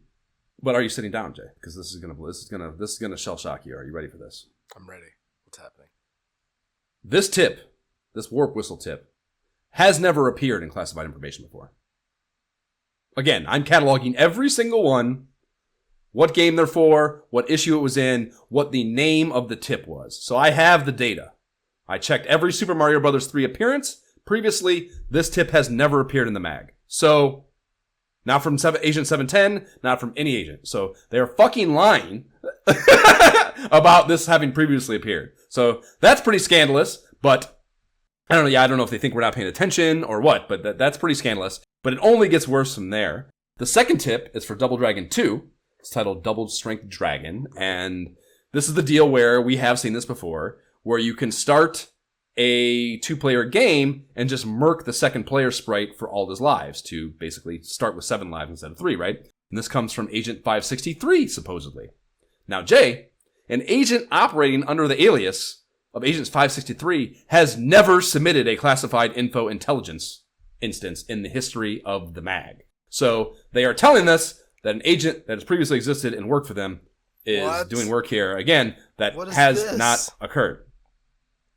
However, yes, the code was submitted by one Agent 808 in issue 11 under the title Double Your Chances. Dun dun dun! What? Yeah, pretty wild. And then, maybe the most scandalous of all these, I think, in my opinion, the final tip comes from Agent 013, and it's for DuckTales. It's a bonus stage trick where if the 5th digit from the right in your score, so the 10,000 digit number basically, is a 7, when you ride back to, I don't remember this either. This has been a great way to get the better ending for the game, which just requires a high point total, you know. But if it's a 7 in that 5th digit, I remember that, yeah. When you ride back to Duckburg from Launchpad, which you could do in Amazon, I think, and maybe one other place, he'll drag you through a bonus stage, like a cloud-filled bonus stage where you can stack diamonds as you go. And this code was submitted by Agent 013 in issue 9, so it's legitimate. And we're all fucking watching you, Gale. Don't try to bullshit us like this ever again, or you'll pay. You'll fucking pay. So, yeah, I thought that it's just like a complete fucking rainbow of like misinformation and actual legitimate information here, and just filling a page, I guess. But I think it's also very emblematic because they have they put this in all of them, but they're asking for user submissions also. So to me, it's just kind of emblematic of maybe, I don't know, we've always discussed, this is one of our big questions for Gale as well, is whether or not these are actual people writing in, or if they're just the counselors writing some shit down every month. Absolutely. And like, yeah, whatever. So it's probably the right answer is probably a combination of the two, but I would guess that the reason this exists here is because we have a dwindling number on particularly the user submitted one or the reader submitted ones, you know. So I'm sure. I was going to say at first when you were just going through the first one, my original thought was that maybe they got caught out. Like, how how do you not have the 3 warp whistles like here? This should have been there. And they're like, oh, we got to throw it out there. I thought they were all going to be like that until so now I'm kind of just confused. Like maybe there you go. Maybe Agent 563 is like the new agent. The original one who submitted that was like shamed, and they had to like put him under something. I don't know. That's such an odd one. That's such an odd one. It's such a, I don't know. Because you don't need to lie. There's no reason to lie. Right, You just say that here's some shit, classic tips. Like, these are not. You don't have to say they're revisited if they're not. Whatever the thing is, you can just say here's some shit. And like the dumb thing, the super stupid thing is, it's not like these are all like the normal feature is not like all new games or anything. Like they do callbacks to old games all the time. So like there's no rules here, and you don't need to fabricate things. You can put whatever you want there. And like clearly, who gives a fuck? But like. Just why bother to frame it in that way, Just highlight mistakes to be found. Yeah. And am I the first person in history to uncover this is probably the question. And the answer to that is probably yes. Which is, I don't know, sad probably. We move into Now Playing now, and there are only 2 games getting the privilege of some modicum of copywriting to sell the game. The already spoken about Super Spy Hunter, and then an RPG developed by some outfit called Game Arts Company Limited, which is only a fucking small little tier below Real Time Associates Limited Company, or whatever the fuck that other company's called. And then it's published by Nextsoft, this game. And it would actually be released under the title Faria, A World of Mystery and Danger, which I think it goes without saying is a terrible fucking title. Here it's just a simple Faria. They haven't come up with the lengthy subtitle yet, but it's a random battles on an overhead map, towns and caves, etc., just like Final Fantasy or Dragon Warrior kind of RPG, only really, really poorly executed, and the power meter kind of reflects that. It's a 3-3, but honestly, I think it's weird that I can recall Dragon Warrior's number, but I think it was 72.5% that Dragon Warrior 2 got. So it's honestly, I guess, not that far behind considering how far I think the game actually is, haven't fired it up. But it gets a 3-3, 2-9, 3-4, 3-7 on the power meter. And yes, a 66.5% is the aggregate of what that is. And yeah, that's probably not scathing enough, I think, for what the game felt like. Did you even bother trying that? No, I looked at it and read the description. I was like, no, I'm not. Absolutely not. Yeah, no. There's no chance. I did not add it to our side quest. You have to be quested list. Just for clarification. Adequate. Yeah. There's only 4 other titles in the Power Meter chart, 3 of which had full-on features in the mag, Battletoads, Daydream, and Davy, and the NES Open. The only thing left to talk about here is some Game Tech TV show, game show licensed schlock trying to give us the American Gladiators experience on our Nintendo Entertainment Systems, and it did not succeed. Trying is the key. Yeah. Great show. I would watch an episode of American Gladiators right fucking now. It's fucking great. Jay. Yeah, it's fucking great. Yeah, Assault, phenomenal event, the pinnacle of human physical trials and feats, I feel. A steroid monster firing tennis balls at insane velocities while some average schmuck tries to pick them off with Nerf guns as they dive behind Merlins and Krenels. Which is which, Jay? Merlins and Krenels. Which is which? Merlins? Merlins and Krenels. These are the things at the top of medieval castle towers. The little... We covered this before, Jay. I give you the stalactites and stalagmites all the time. This is the Mega Man 2 episode. So long, yeah. Yeah, my economic analysis on castle building, which is maybe right there along with the Batman economic analysis. The 2 best ever, however you want to order them. But yeah, Merlins and Krenels. Which one's which? I don't remember. Krenels. I absolutely don't remember that. No clue. Okay. Krenels are the actual divots archers could fire through, so kind of the down. And then the Merlins are the parts jutting up to provide cover and create the divots in castle towers. So, yes. So in Assault, you're diving between, like they had those kind of on them, so you can try to fire through. Super pretty fun. But this game, woo, buddy. So you turn it on, and the little fucking man running through the 3 screens of credits that you have to watch before all the licensing bullshit. That before the game, even the title screen comes up, and it's working with this little dude is working with maybe 2.5 frames of animation to carry out a run, and it's just so fucking bad. And they have little music bits and bobs that are half songs playing while he runs through the fucking credits. It's just, it felt so amateur to me. It was hilarious. And then we get to the title screen, and it's 8 gladiators, 3 hulking steroid dudes, 5 hulking steroid dudettes huddled together beneath a very lackluster logo for the show. And in the game, you go from that, you hit start, it takes you to a menu, and you have 5 events to work with, fulfilling the expectation this would be an always delightful minigame assortment. And they do, I would say, at least have the bangers. They at least chose the fucking events that you probably should have here. We have Joust, we have The Wall, we have Human Cannonball, Powerball, and then the aforementioned Assault. And there are clips on the interwebs, Jay, of Powerball injuries that are epic that I cannot recommend enough. You should definitely pull them up.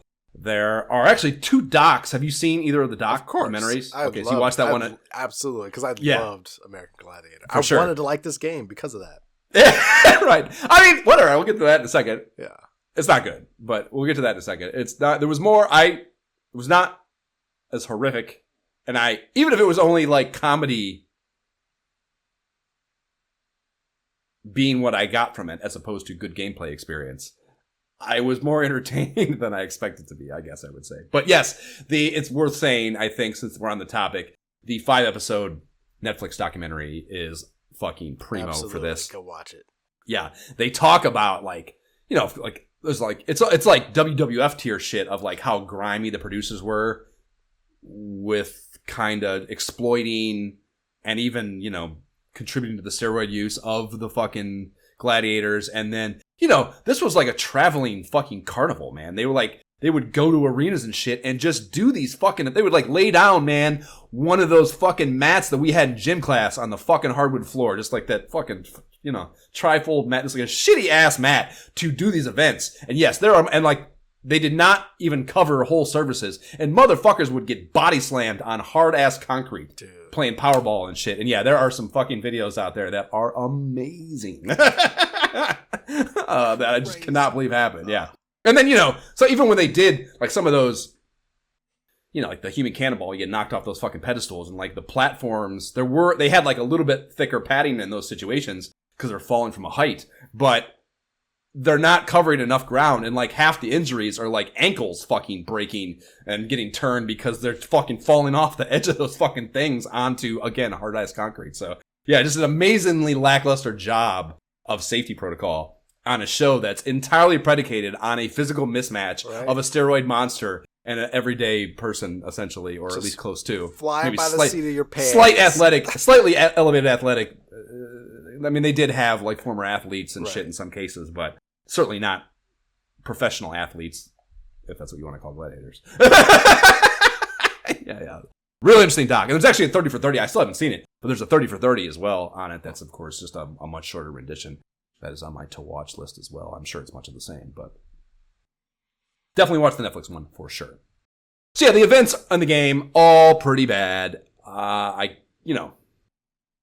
guess, like, they didn't, because the thing is, like, none of them, and you maybe could argue that this is to its credit, because none of them are really one-to-one representations. No, not at all. They're like gamified, and like you might want to like that's probably the smart choice, because what would be interesting about Human Cannonball? You just swing, So like the way they gamify it is you have to like jump on a certain part of the rope swinging between you two, and then let go at a certain time based on where you are hanging from the rope. So you come down and hit. I was never able to hit the gladiator. I mean, I played it for like 19 seconds, but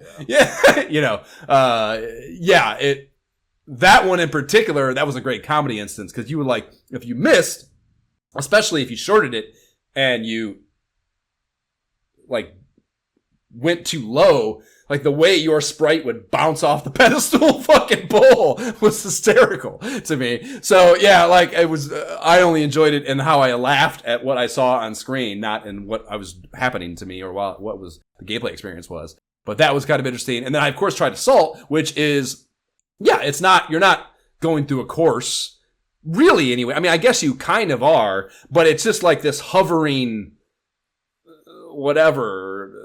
like gladiator on the upper torso of a gladiator on like a disc, just floating back and forth at the top of the screen as you essentially have a vertical scrolling shooter course to go through.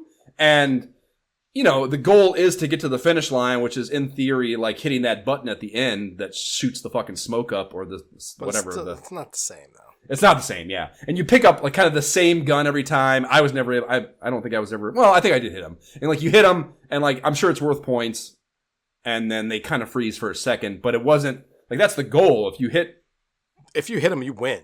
Right, exactly. It's like that's like the ultimate goal, and you get more points there than you do if you just reach the end.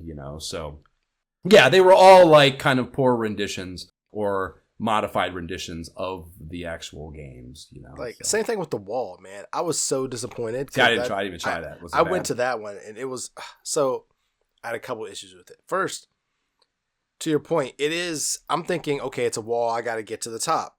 But you get to the top and it just is like some maze because it's a video game. You got to like go up and down and then around and you got to go like this weird. I was like, what? And I just kept falling at that point. It was not even... I can't even visualize what you're saying. Well, I mean, the wall is, I guess... The wall is kind of about... You couldn't do that in real life, though. You couldn't do what I'm talking about in real life. Okay. You couldn't go up and then down and around and then back around and get... Like, in addition to that... Are you being chased by a gladiator? Because that's the whole thing. Yeah. You do eventually get chased by a gladiator. But to climb, you have to hit A and B. Like, your left and right hand. And move yourself direction. So... What I ended up doing was holding the controller with my left hand and like flip my hand this way so I could quickly hit A and B with you can't ask fingers. Both. Yeah. Because otherwise I'm getting grabbed by the gladiators. Right. So I'm like doing that, and then if you go too fast, you hit the thing and fall. It's so frustrating. I was like, man, this is... Yeah. I mean, you see that a lot in those mini games where you have to do the tap, but you can't ask them to also use the control pad. That's fucking crazy. So I was like, control pad while doing it. It was so awkward. So awkward. Not good. Yeah, not good. So I wanted to like it, but I was like, man, I can't. Like, I like this IP. They just didn't nail it here. Yep. Did I even write down? I don't think I even... Yeah, I didn't even write down the power meter, but I know it was fucking awful. No. We move from there to Players Poll giveaway, and this month it's NES Open themed, and the grand prize is, as the cover touted, a standard issue, like full life-size golf cart, and a couple sets of clubs, and they have a live-action photo of a somewhat unsettling person in a Mario costume deal, standing in front of a golf cart to help you visualize the prize. And second place is an NES Open branded golf visor, some golf balls, as well as the game cart. 25 of those are going out. And then we have third prize. It is the usual Nintendo Power jersey, and it's still got Howie rocking that thing as the model. And I wonder if it's the last we'll see of that, or if that will remain after he's gone now. So I'm very curious to see whether that changes. Or if they just get rid of that prize entirely, because Howie's no longer... Yeah, so many questions about how things are going to proceed without Howie, So we never talked about these mail-in cards. This is what I was mentioning earlier. We never talked about these mail-in cards. Because the Players Poll is just market research for them.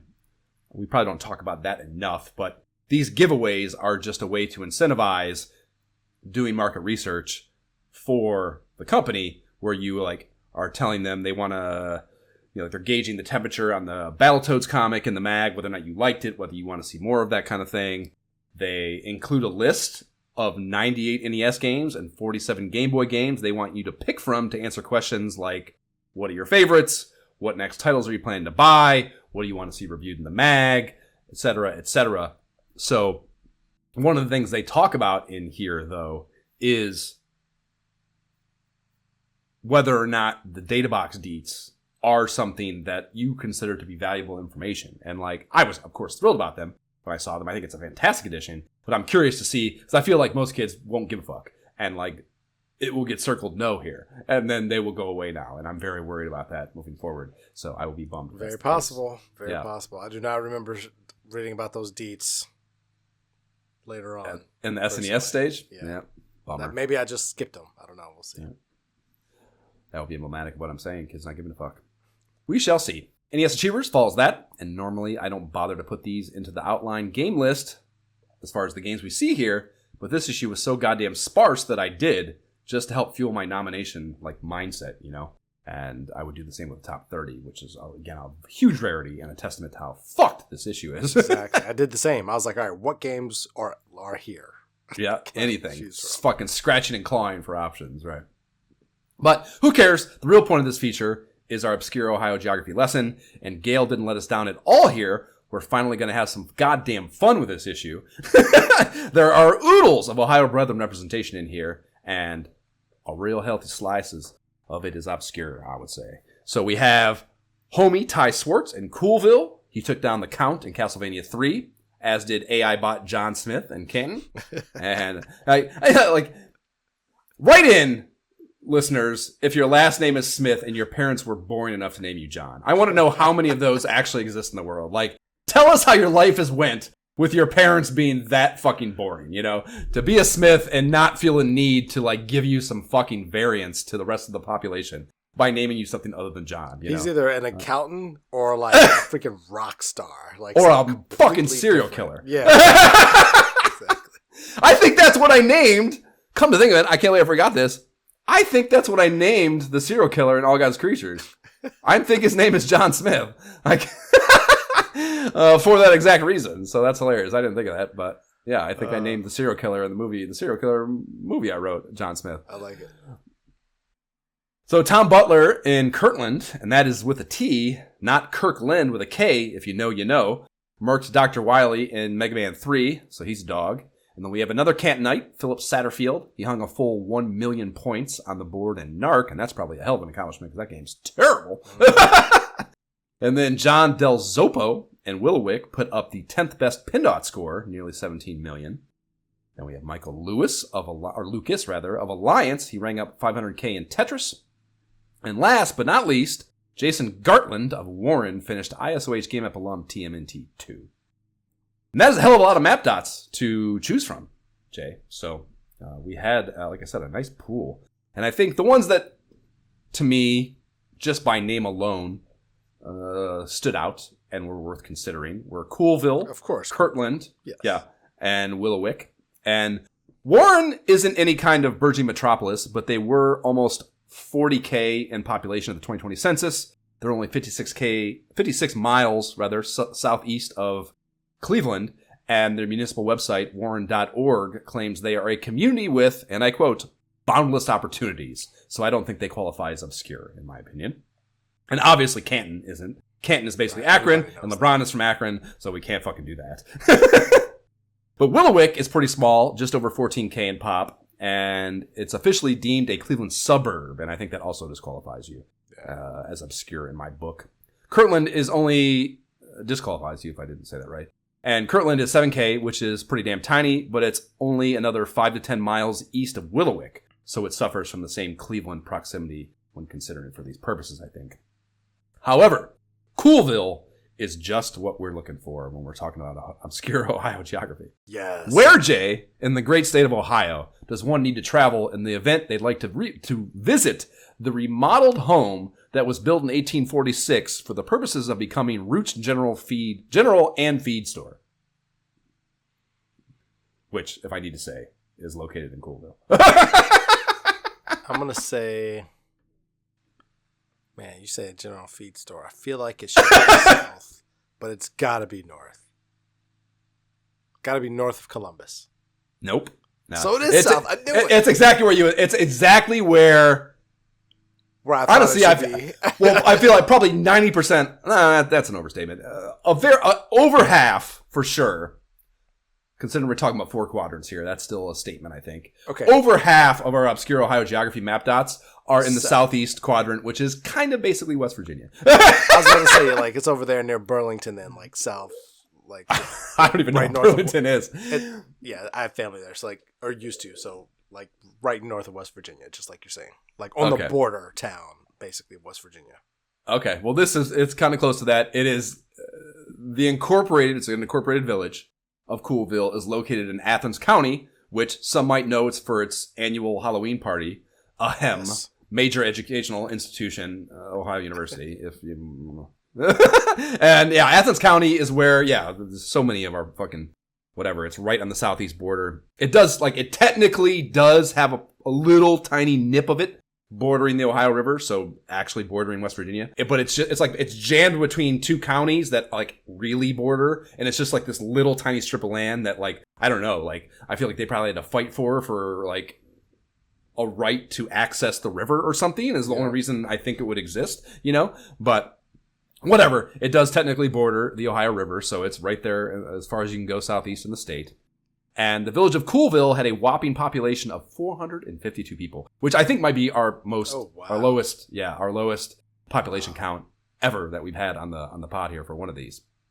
And I'd say the most notable factoid for it, in the very brief list of options, is that it has been noted, by whom I wonder and don't know, that it is located close to two other, what it describes as hot/cold communities in Athens County, Torch and Frost.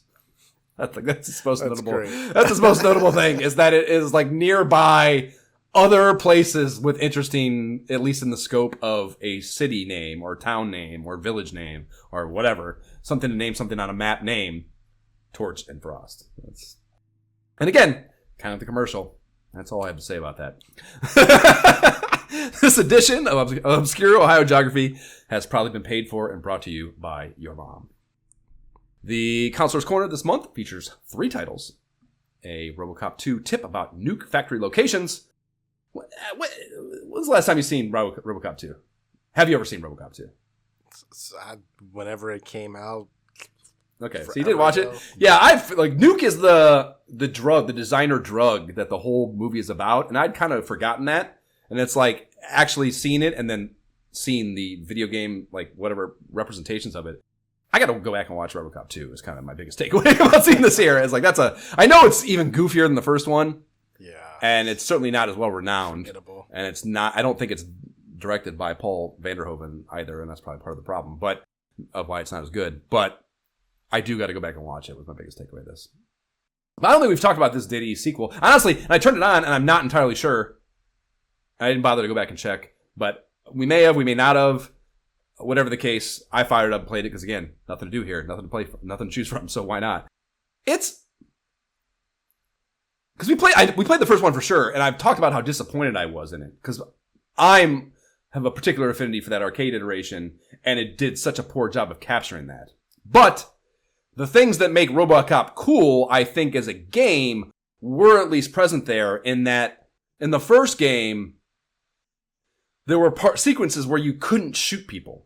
Because RoboCop is a good cop, and he won't shoot an unarmed perp. Right. So here, that's taken away, and it's just a non-stop run and gun, shoot everything fucking game. And like, honestly, the controls are probably a little better, I think, than the first game. They're a little less stiff without losing the feel of it being a robot. Like, again, like RoboCop does move stiffly, so like, it's not to say that should be totally not present, but it should be a happy medium between still feeling like the IP and not being totally unpleasant to play, you know? So I feel like they do a better job with that here, but they also take away your ability to shoot at angles and stuff. And that was kind of the thing in the first game that was good too, was that like when you did take out your gun, it was usually to like, they would make you shoot up at angles and like deal with things in different levels. And again, just kind of break up the monotony of a straightforward run and gun shooter where all you can do is fire straightforward, you know?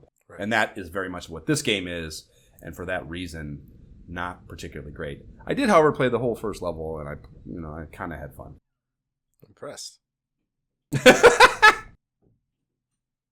I guess. There is a couple of Double Dragon 2 sticking points covered. We have Where is Princess Moonbrook? And that's definitely a zinger if you've never played. I'm pretty sure you had trouble with that, did you not? The Mirror of Ra. And having to follow the dog. I feel like that was something you were a little stuck on. Yeah, a little bit at first, yeah. Yeah. Thanks. A little late, guys. A little late. Right. And then the other is, how can I make sure that I win the lottery? And funny enough, this is actually quite helpful to me. Like, I'm doing that playthrough again, and one of the Chivos in the game is to use the Wizard's Ring to recover MP.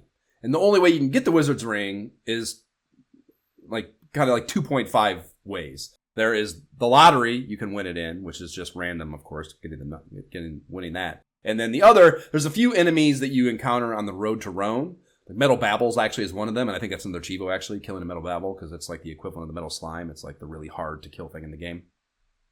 So you can get them from them, and then I think there's one other enemy that you can get them as a random drop from as well in that area of the game. So that's kind of unreliable, of course. So I'd rather win it, and it's also just probably less of a pain in the ass to win it from the lottery, right? But the lottery sucks too because it's also just random, and you can try to game it a little bit.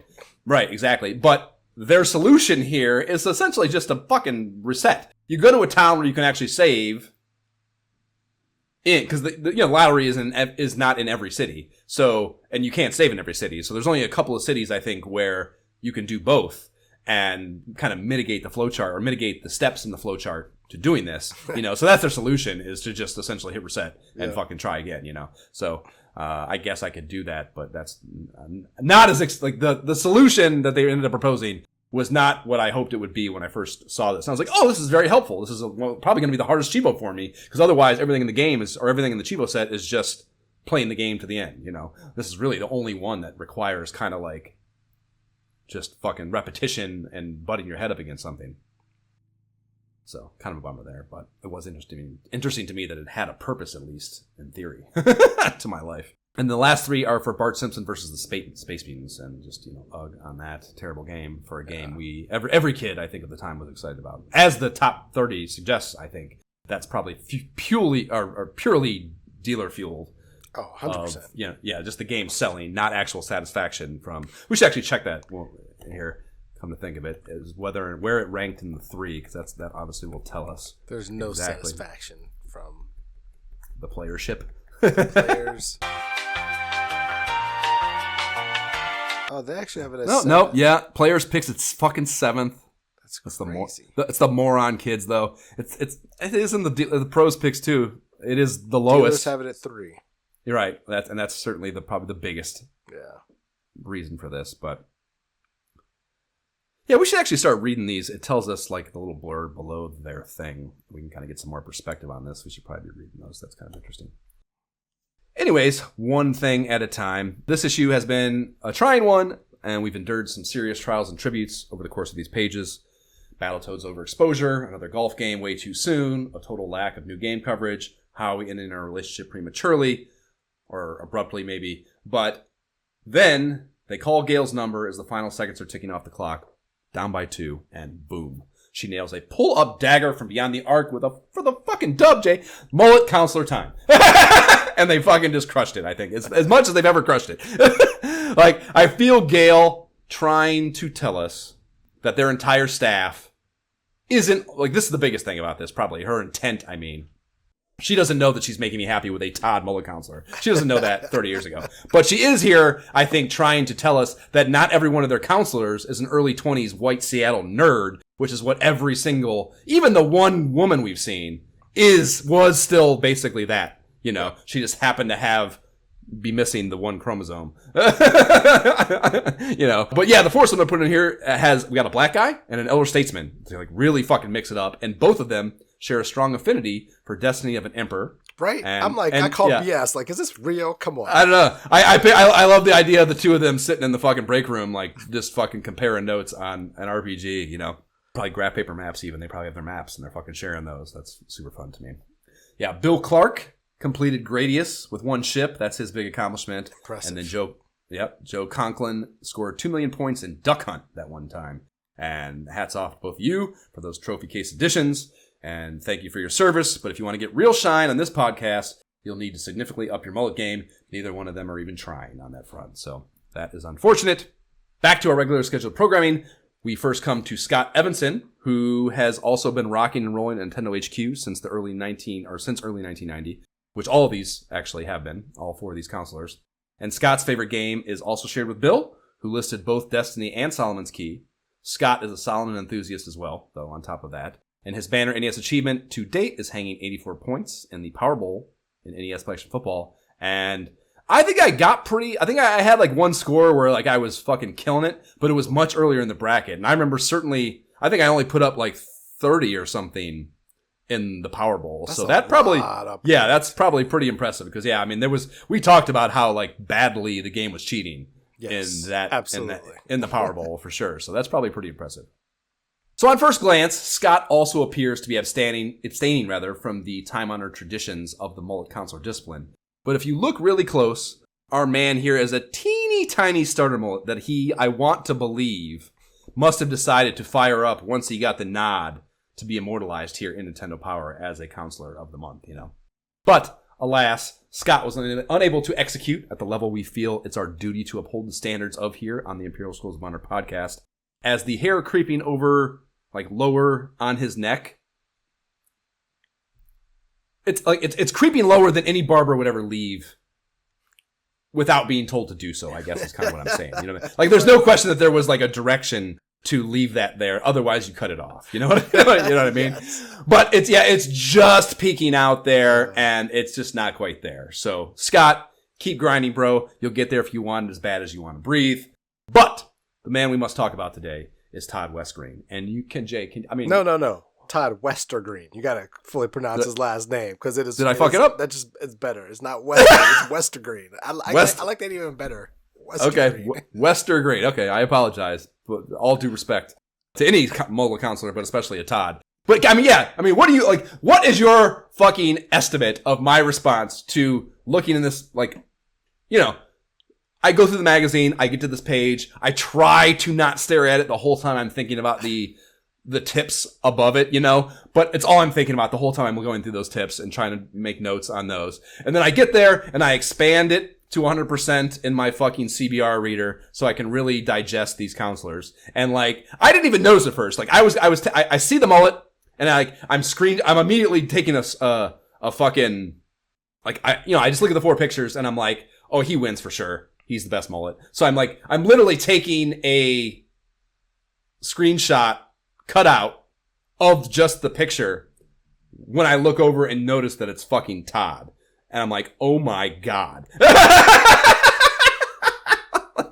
Can you just imagine my elation, I guess, when these two things just come together? No, because I didn't believe it. I looked at it, and because of the way that my scan looks, I thought it was AI. And I'm like, this is fake.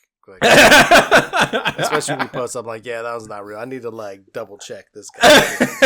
Yeah, man. There hasn't been a good counselor, therefore let me just create Todd and just. Yeah, we've talked about how we feared they were going away from the mullet, at this point in time, and these were gonna start to dwindle down. The idea that we would just again come in the clutch when we thought maybe we were moving away with them entirely with the greatest mullet counselor in history is crazy. It's fucking crazy to me. So. Yeah, man. Sometimes there's just so much beauty in the world. I feel like I can't take it, and my heart is just going to cave in. So Todd Areno has been carrying the game counselor torch since January 1990. Also loves flying, I presume without the aid of any machinery at all, would be my presumption. And he's completed Blaster Master in 57 minutes before, so logically his favorite game is also Blaster Master.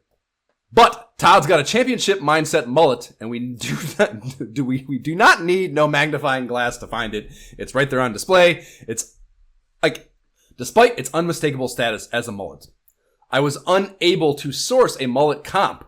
I guess it's a unique mullet.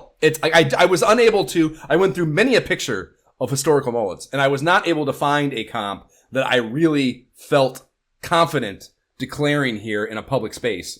I'm wondering if you did. I'm actually just, for as much respect as we're giving him, I hope it's a real mullet. Because part of me, if you really look at it, it looks almost just like he has hair down to his shoulder and it's just tucked behind the ears there. You know what I mean? So that it's just kind of sticking out. We thought we had scandal and fucking classified info. You got me fucking on pins and needles right now. I'm just saying. Fuck, you might be right. I don't know. It's questionable. It's just sticking out a little too much. That was the thing. It's smooth. It's a little too right, smooth. Exactly. Yeah, that was the thing. It was I was trying to find someone who had kind of I don't know. It's like a Jerry O'Connell fucking comb over. Yeah, it looks weird. It looks weird. The business up front, and then we got it's like a very wispy party in the back. I don't know. That could be that. That could be, and it's super dark too, so you can't see any contour or anything. You can't see any of the whatever the the lie, if you will, of the hair.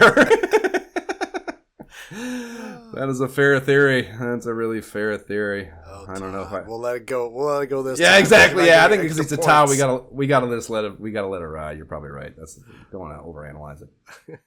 As if we don't already overanalyze all the mullets. Yeah, no curl or anything to any of it. It's just like a very. There's no spike to the front to kind of separate. It is just kind of like back. Yeah, there. yeah. It's at an angle enough where it could be a part there. You can't really see so much. Yeah.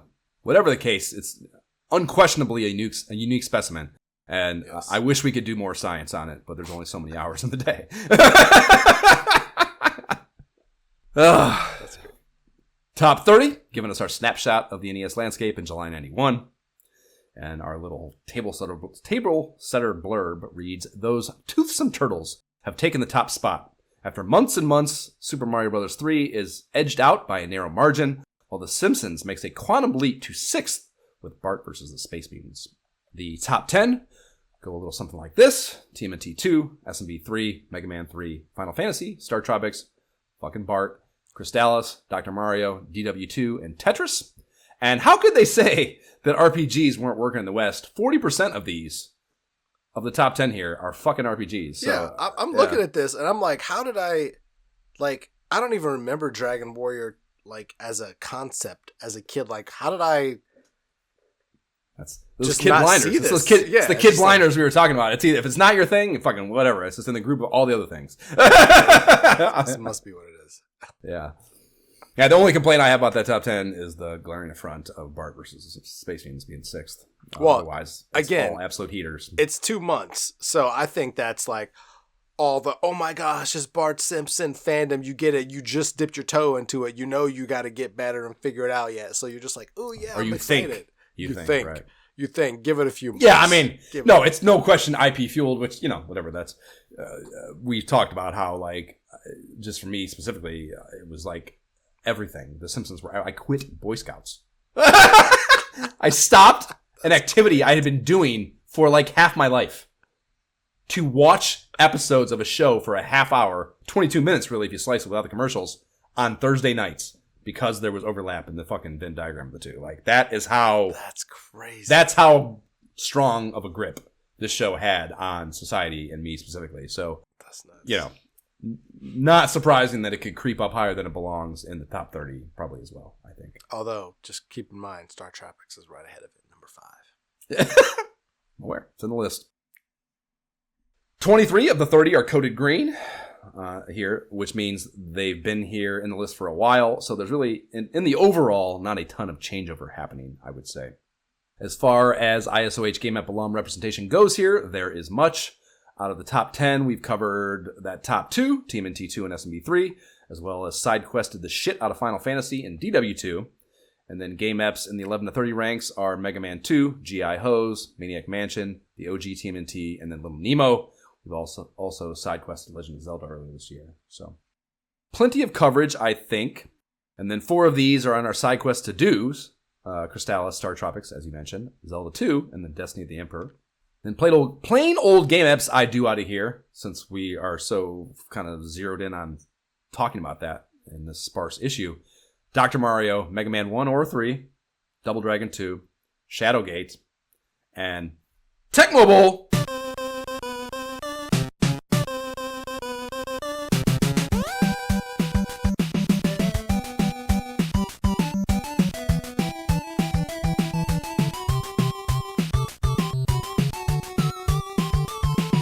I know we've always said we're going to wait for Tecmo Super Bowl, but fuck it. If it keeps me from playing Super fucking Spy Hunter, I'll do it here.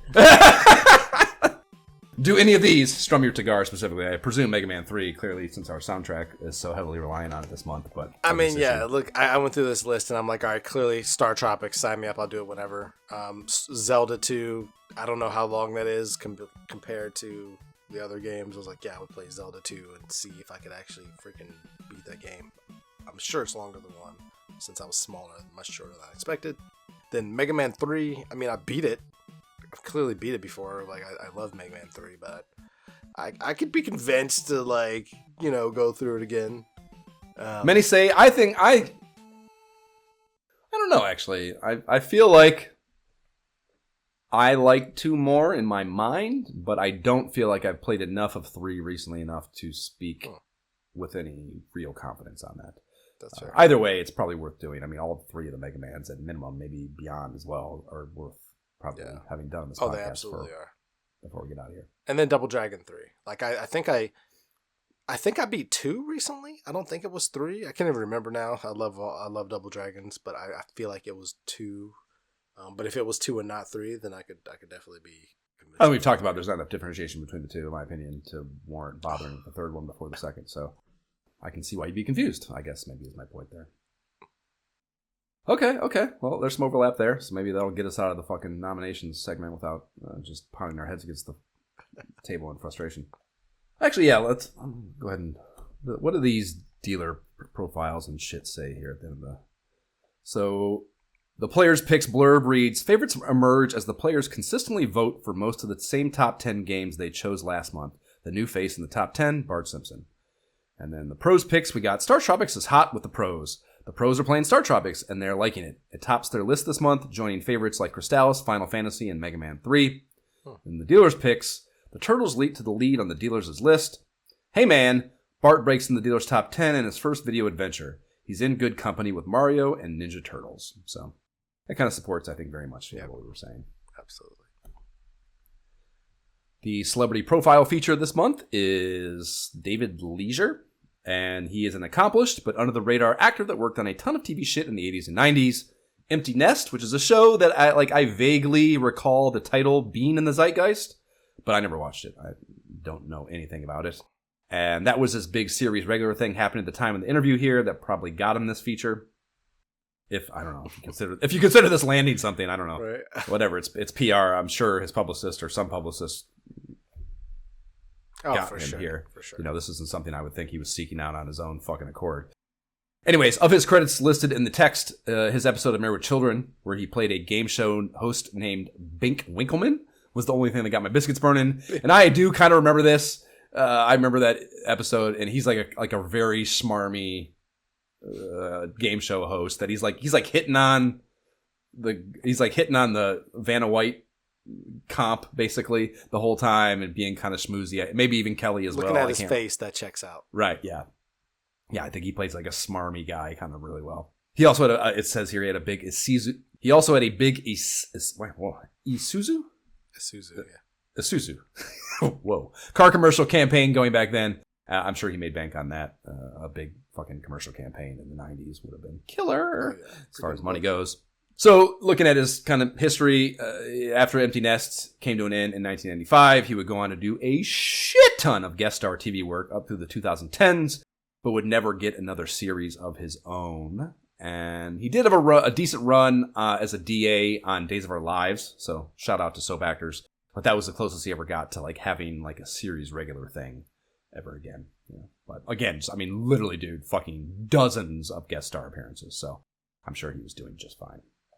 Super Mario Bros. 1, Black Box Golf, and Tetris are the games he mentions, which again I think is just kind of stock. Answer, yeah, like you're barely fucking. Oh, I love Tetris. I love Super Mario. Right, Bros. Okay, boomer. You know, exactly. Branch out a little, bro. Fucking those games are as basic as you get for the system. Have you tried Battletoads? Packwatch wets our whistle on upcoming titles after that. The 7 joints getting just around the corner featured coverage. Have me very glad we have like 16-bit options galore available to us in the coming months. There's a Bill and Ted game that looks kind of like actually a little Toe Jam and Earl. It's like a scavenger hunt top-down combo or co-op kind of deal. Yeah. And then a Hot B shmup called Over Horizon. And then Capcom is keeping that Disney machine churning with a Little Mermaid game. A Bandai baseball deal called Legends of the Diamond with actual players from MLB lore. That's kind of interesting, actually. If the baseball game is good, that's an interesting angle. It's not quite probably get kids, which is probably why I've never heard of it, is like it probably just is not going to sell because kids don't care about that. But as a 40-something-year-old person, that is interesting to me, you know, as a way to do a game. If they actually have, like, truly a litany of historical baseball players, which it certainly mentions a few, Ty Cobb, and Ernie Banks is there in the picture, et cetera, et cetera. There is a Trade West pinball joint called High Speed, a very bad-looking platformer called Rockin' Cats, and they comp the mechanics of that game, to Bionic Commando, which does sound interesting to me, but the IP looks terrible. No. And then Ultra is dropping Sid Meier's PC hit Pirates onto the NES, which of course would be terrible. It's a PC game. No. And all of them are terrible. Yeah, looking at this section, it's like, yes, please give me the Super Nintendo. Yeah, thank God. I think I need a new hobby now because I'm uninterested in playing these games. Right. Yeah, the Gossip Galore page does have a chunky Super Rumors blurb that is talking SNES game rumors to do kind of exactly what you're asking for as we inch towards Summer CES. Is there anything in there? I feel like, what did they talk about there? Was anything that you mentioned earlier in there? Would be funny if it was. No, because, Final Fight. Yeah. Final Fight would absolutely come. Super Ghouls and Ghosts. Right. But that's not it. Because clearly, after that, it goes, like you said, MPA Jam would have been number 4 on the list, and then your Street Fighters and your Mortal Kombats and those kind of games after that. Right. So. Later releases. Yeah. RoboCop 3 is definitely not a headliner, as they're kind of suggesting here. No, sir. No, sir. SimCity's in there. That's got me excited. Respect for SimCity. Or would have had me excited. But yeah, it's launch titles. I think Pilot Wings is a game they mentioned here that you've talked about. Yeah, that was one of those. Yeah, it feels like I think there are only a few titles that came out for a while at first. Like outside of Mario World, it was Pilot Wings, F-Zero, and Star Fox. Like I feel like those were like the launch titles for months, kind of a thing. Right. The NES Planner has DW3. That's exciting. Ooh. Mega Man 4. Ooh. That's exciting. Ninja Gaiden 3. That's exciting. And Tecmo Super Bowl. All this is coming soon. So that's of course exciting. And then there's also a title called Mike Tyson's Power Punch listed. And I saw that, and I was like, what? So this is being developed by Beam Software and would have prototypes shown at that Summer CES that's coming up here in 91. But guess what happens in July of 1991, Jay? What happens, Josh? Tyson gets arrested for the big boy legal issue that derailed his career. So Beam Software saw that and thought, maybe we should rejigger this. And it sent them back to the drawing board. So it does get released in June 92 as Power Punch 2. Tyson is stripped from the game, as you would assume. And you take a Tyson facsimile named Mark Tough Guy Tyler, who has an undefeated 33-0 boxing record on Earth. And an alien promoter takes notice of him via the radio waves on Earth are talking about how Mark Tough Guy Tyler is he can't be beaten basically. And this radio broadcast gets picked up by an alien fight promoter and basically, I don't know if he kidnaps him or what, but this guy goes to wherever and fights intergalactic fighters throughout the universe. And that's kind of a cool and interesting setup, I think. It makes sense if it's actually Mike Tyson. It was like, okay, you've already beat everybody on Earth. Now go fight galactic dudes. So yeah, it doesn't hit till summer of 92.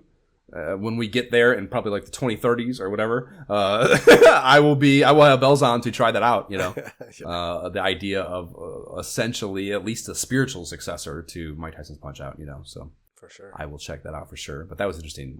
Clearly I had no idea that existed when I saw that there. Getting into the next issue highlights, we have Robin Hood and a couple of games in Packwatch that we saw, Bill and Ted, whatever the fuck it's called, and then the Rockin' Cats game that I guess it's a fucking TV show that they're adapting, but I'd never heard of it. I've never heard of it. And yeah, so there's that, and there's also a big SNES software preview to get you primed for the August drop of that. So that's, I guess, exciting. We're going to see more on the games coming out. And then the last thing, other than the back cover pitching the 4-player peripherals, is a sayonara, dear readers, from Howie. And I'll just read it verbatim. I think we all owe Howie and his bow tie that respect. Dear readers, the big news for me is that I'm leaving Nintendo Power and Nintendo of America, Inc. to become executive producer of video games and learning products at Lucasfilm. I've been with Nintendo of America for 10 great years, and I'll miss it, but I'm by no means hanging up my bow tie. That's kind of what you said in Howard Nestor, Howie, actually, but whatever.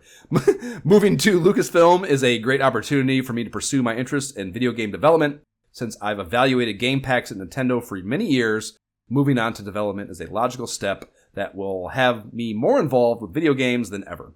You can keep up with what I'm doing at Lucasfilm by reading Nintendo Power. After all, it includes the best information about what's happening in the world of video games. I know that I'll keep my subscription up to date. I've already sent in my $15 and my new address to make sure I'll get the player's guides too. Play hard, score high, and be excellent to each other. Signed, Howard Phillips.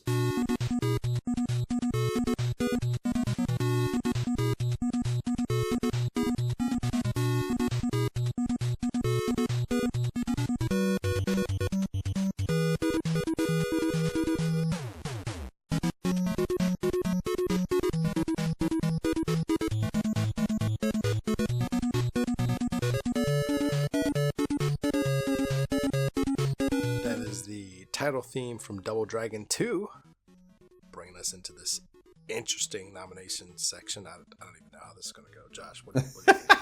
How do you want to do this? Well, first, let's discuss the power meter aggregate, which was a 69.33%, and the plus minus relative to, it's actually way higher. It's way above the issue's aggregate to date by 3%.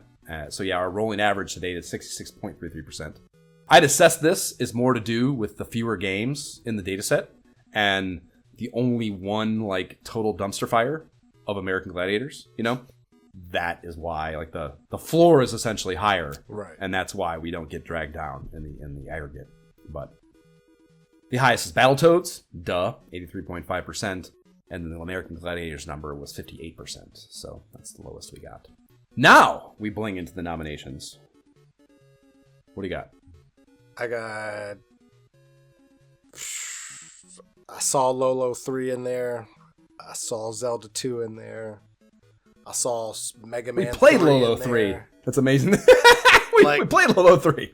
3? Yeah, we played 3. Yeah, we played 3. Oh, wait, that one. Yeah, that's the point. I have nothing. I got nothing. Like, I just got games that I've already beat. Like, I got games I've already beat and side quest nominations. You know, okay. Like, unless we're doing Star Tropics or Zelda 2, I don't know what to do besides play a game I've already that you're actually excited about. Yeah. Well, you know, it's not all about playing new games, Jay. We revisit. So, what are the revisits? I presume you said Double Dragon Mega 2. Mega Man 3 and maybe Double Dragon 3. Not 2, because I beat that just many times. Okay.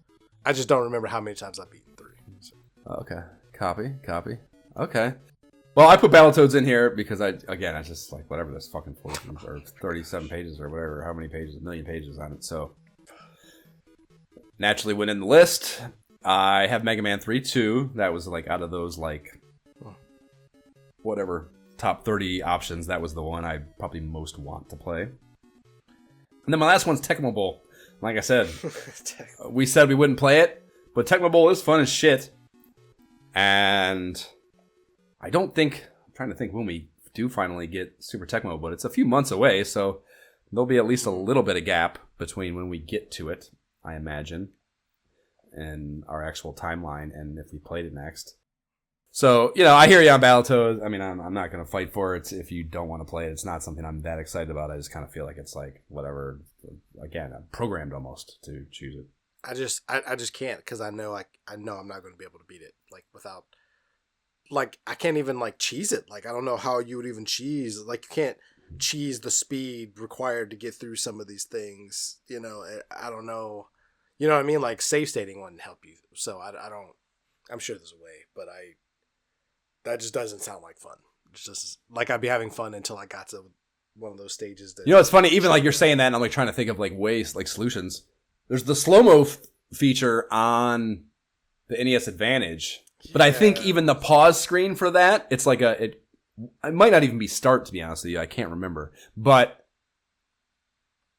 it goes to that pause screen. And it's not like the way the slow-mo function works as an advantage for you is the games where if you just hit pause, it just freezes. You know what I mean? That's the way that function actually pans out as useful in NES games. So I don't even think that would help. Yeah. Just like getting really creative. So yeah, I mean, I hear you. And yeah, I mean, again, it's not... There's many parts of it that are fun and interesting, but it's not like I have some impassioned fucking I motivation can't. to play it. So I'm not gonna fucking fight you hard on that. So yeah, I mean, again, I would play a Double Dragon, but I think 2 is the one I would want to play. Again, I would want to play more than 3. There's just more moves you can do in 3. That's why. Is there? Yeah, there's just. I can't remember what it was, but there was something that it wasn't. I remember being agitated about something with 3, and I can't remember what it was. It's been so long since I actually tried it. I guess I should. I mean, it's Double Dragon. If you really wanted to play Double Dragon 2, I would. For me, Mega Man 3, I played it a few years ago, and I stopped at Wily's Castle because it was hard, and I was like, I've already beat this. Why am I banging my head against the wall? So, like, it definitely does get difficult there, but it's Mega Man 3. So, I mean, it's classic. I love Mega Man. Yeah, it's the one out of all the ones we talked about that I'm probably most jazzed about. Mega Man 3. Like, yeah, the Tecmo Bowl it's so simple, and I would have fun, I guess, but I would probably spend the whole time going, man, I wish this was Super Tecmo Bowl. Yeah. Especially as much as you would theoretically play it for a game episode, you know. Yeah, I mean, I don't know. Mega Man 3, I guess, is probably the idea that we can come out of this conversation even like quasi excited about anything, I guess, is maybe an accomplishment. So if we can say that we would both be enthusiastic to some degree or another about playing Mega Man 3, that is probably the best case scenario we could have asked for, given what this issue All amounted right, to. Mega Man it is. Okay. The least excitement we've ever declared on a game episode. I think, anyways. I don't know. Maybe we've had some other bummers, but I can't think of anything like where we were so whatever. Yeah. Okay, well, we'll play Mega Man 3 next, and then we will get into our Objective Viewpoint magazine situation with Game Pro number 23. And we still got we didn't think to do it here, but we got to figure out that side quest situation. Maybe we should check in with that with our potential benefactor. I was about to say, yeah, we have a obligation, I believe, here. Yeah. Again, it's not in stone yet, but it's basically, I think, just on me telling him we're ready. So, I guess we even saw it here in the preview, so I can even like get there on like where we're at in the timeline. It's not quite out yet. There. It's not far right away. There. Yeah, fair.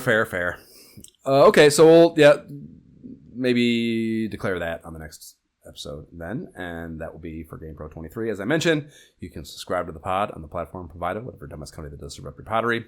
Please rate and leave positive shit for the pod on that podcast platform of choice, or any other for that matter. The website is nyehentertainment.com/ISOHpod. You can email us directly at isohpodcast@gmail.com. We have the Facebook, we have the Instagram, we have the subreddit, we have the YouTube gameplay videos playlist. Links to all that shit is in the show notes. We do not have a Patreon, but if you'd like getting money to things podcasters tell you to, would like to do so in our direction. The Able Gamers Foundation creates custom gaming rigs for games with disabilities. That is cool as fuck.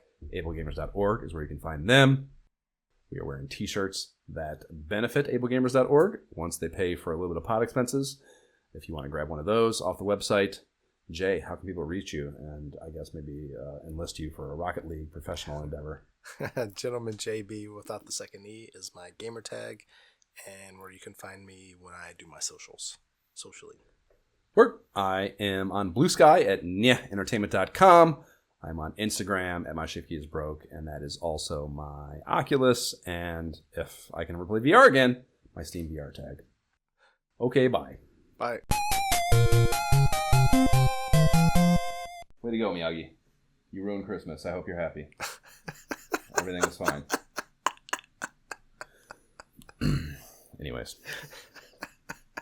You ruined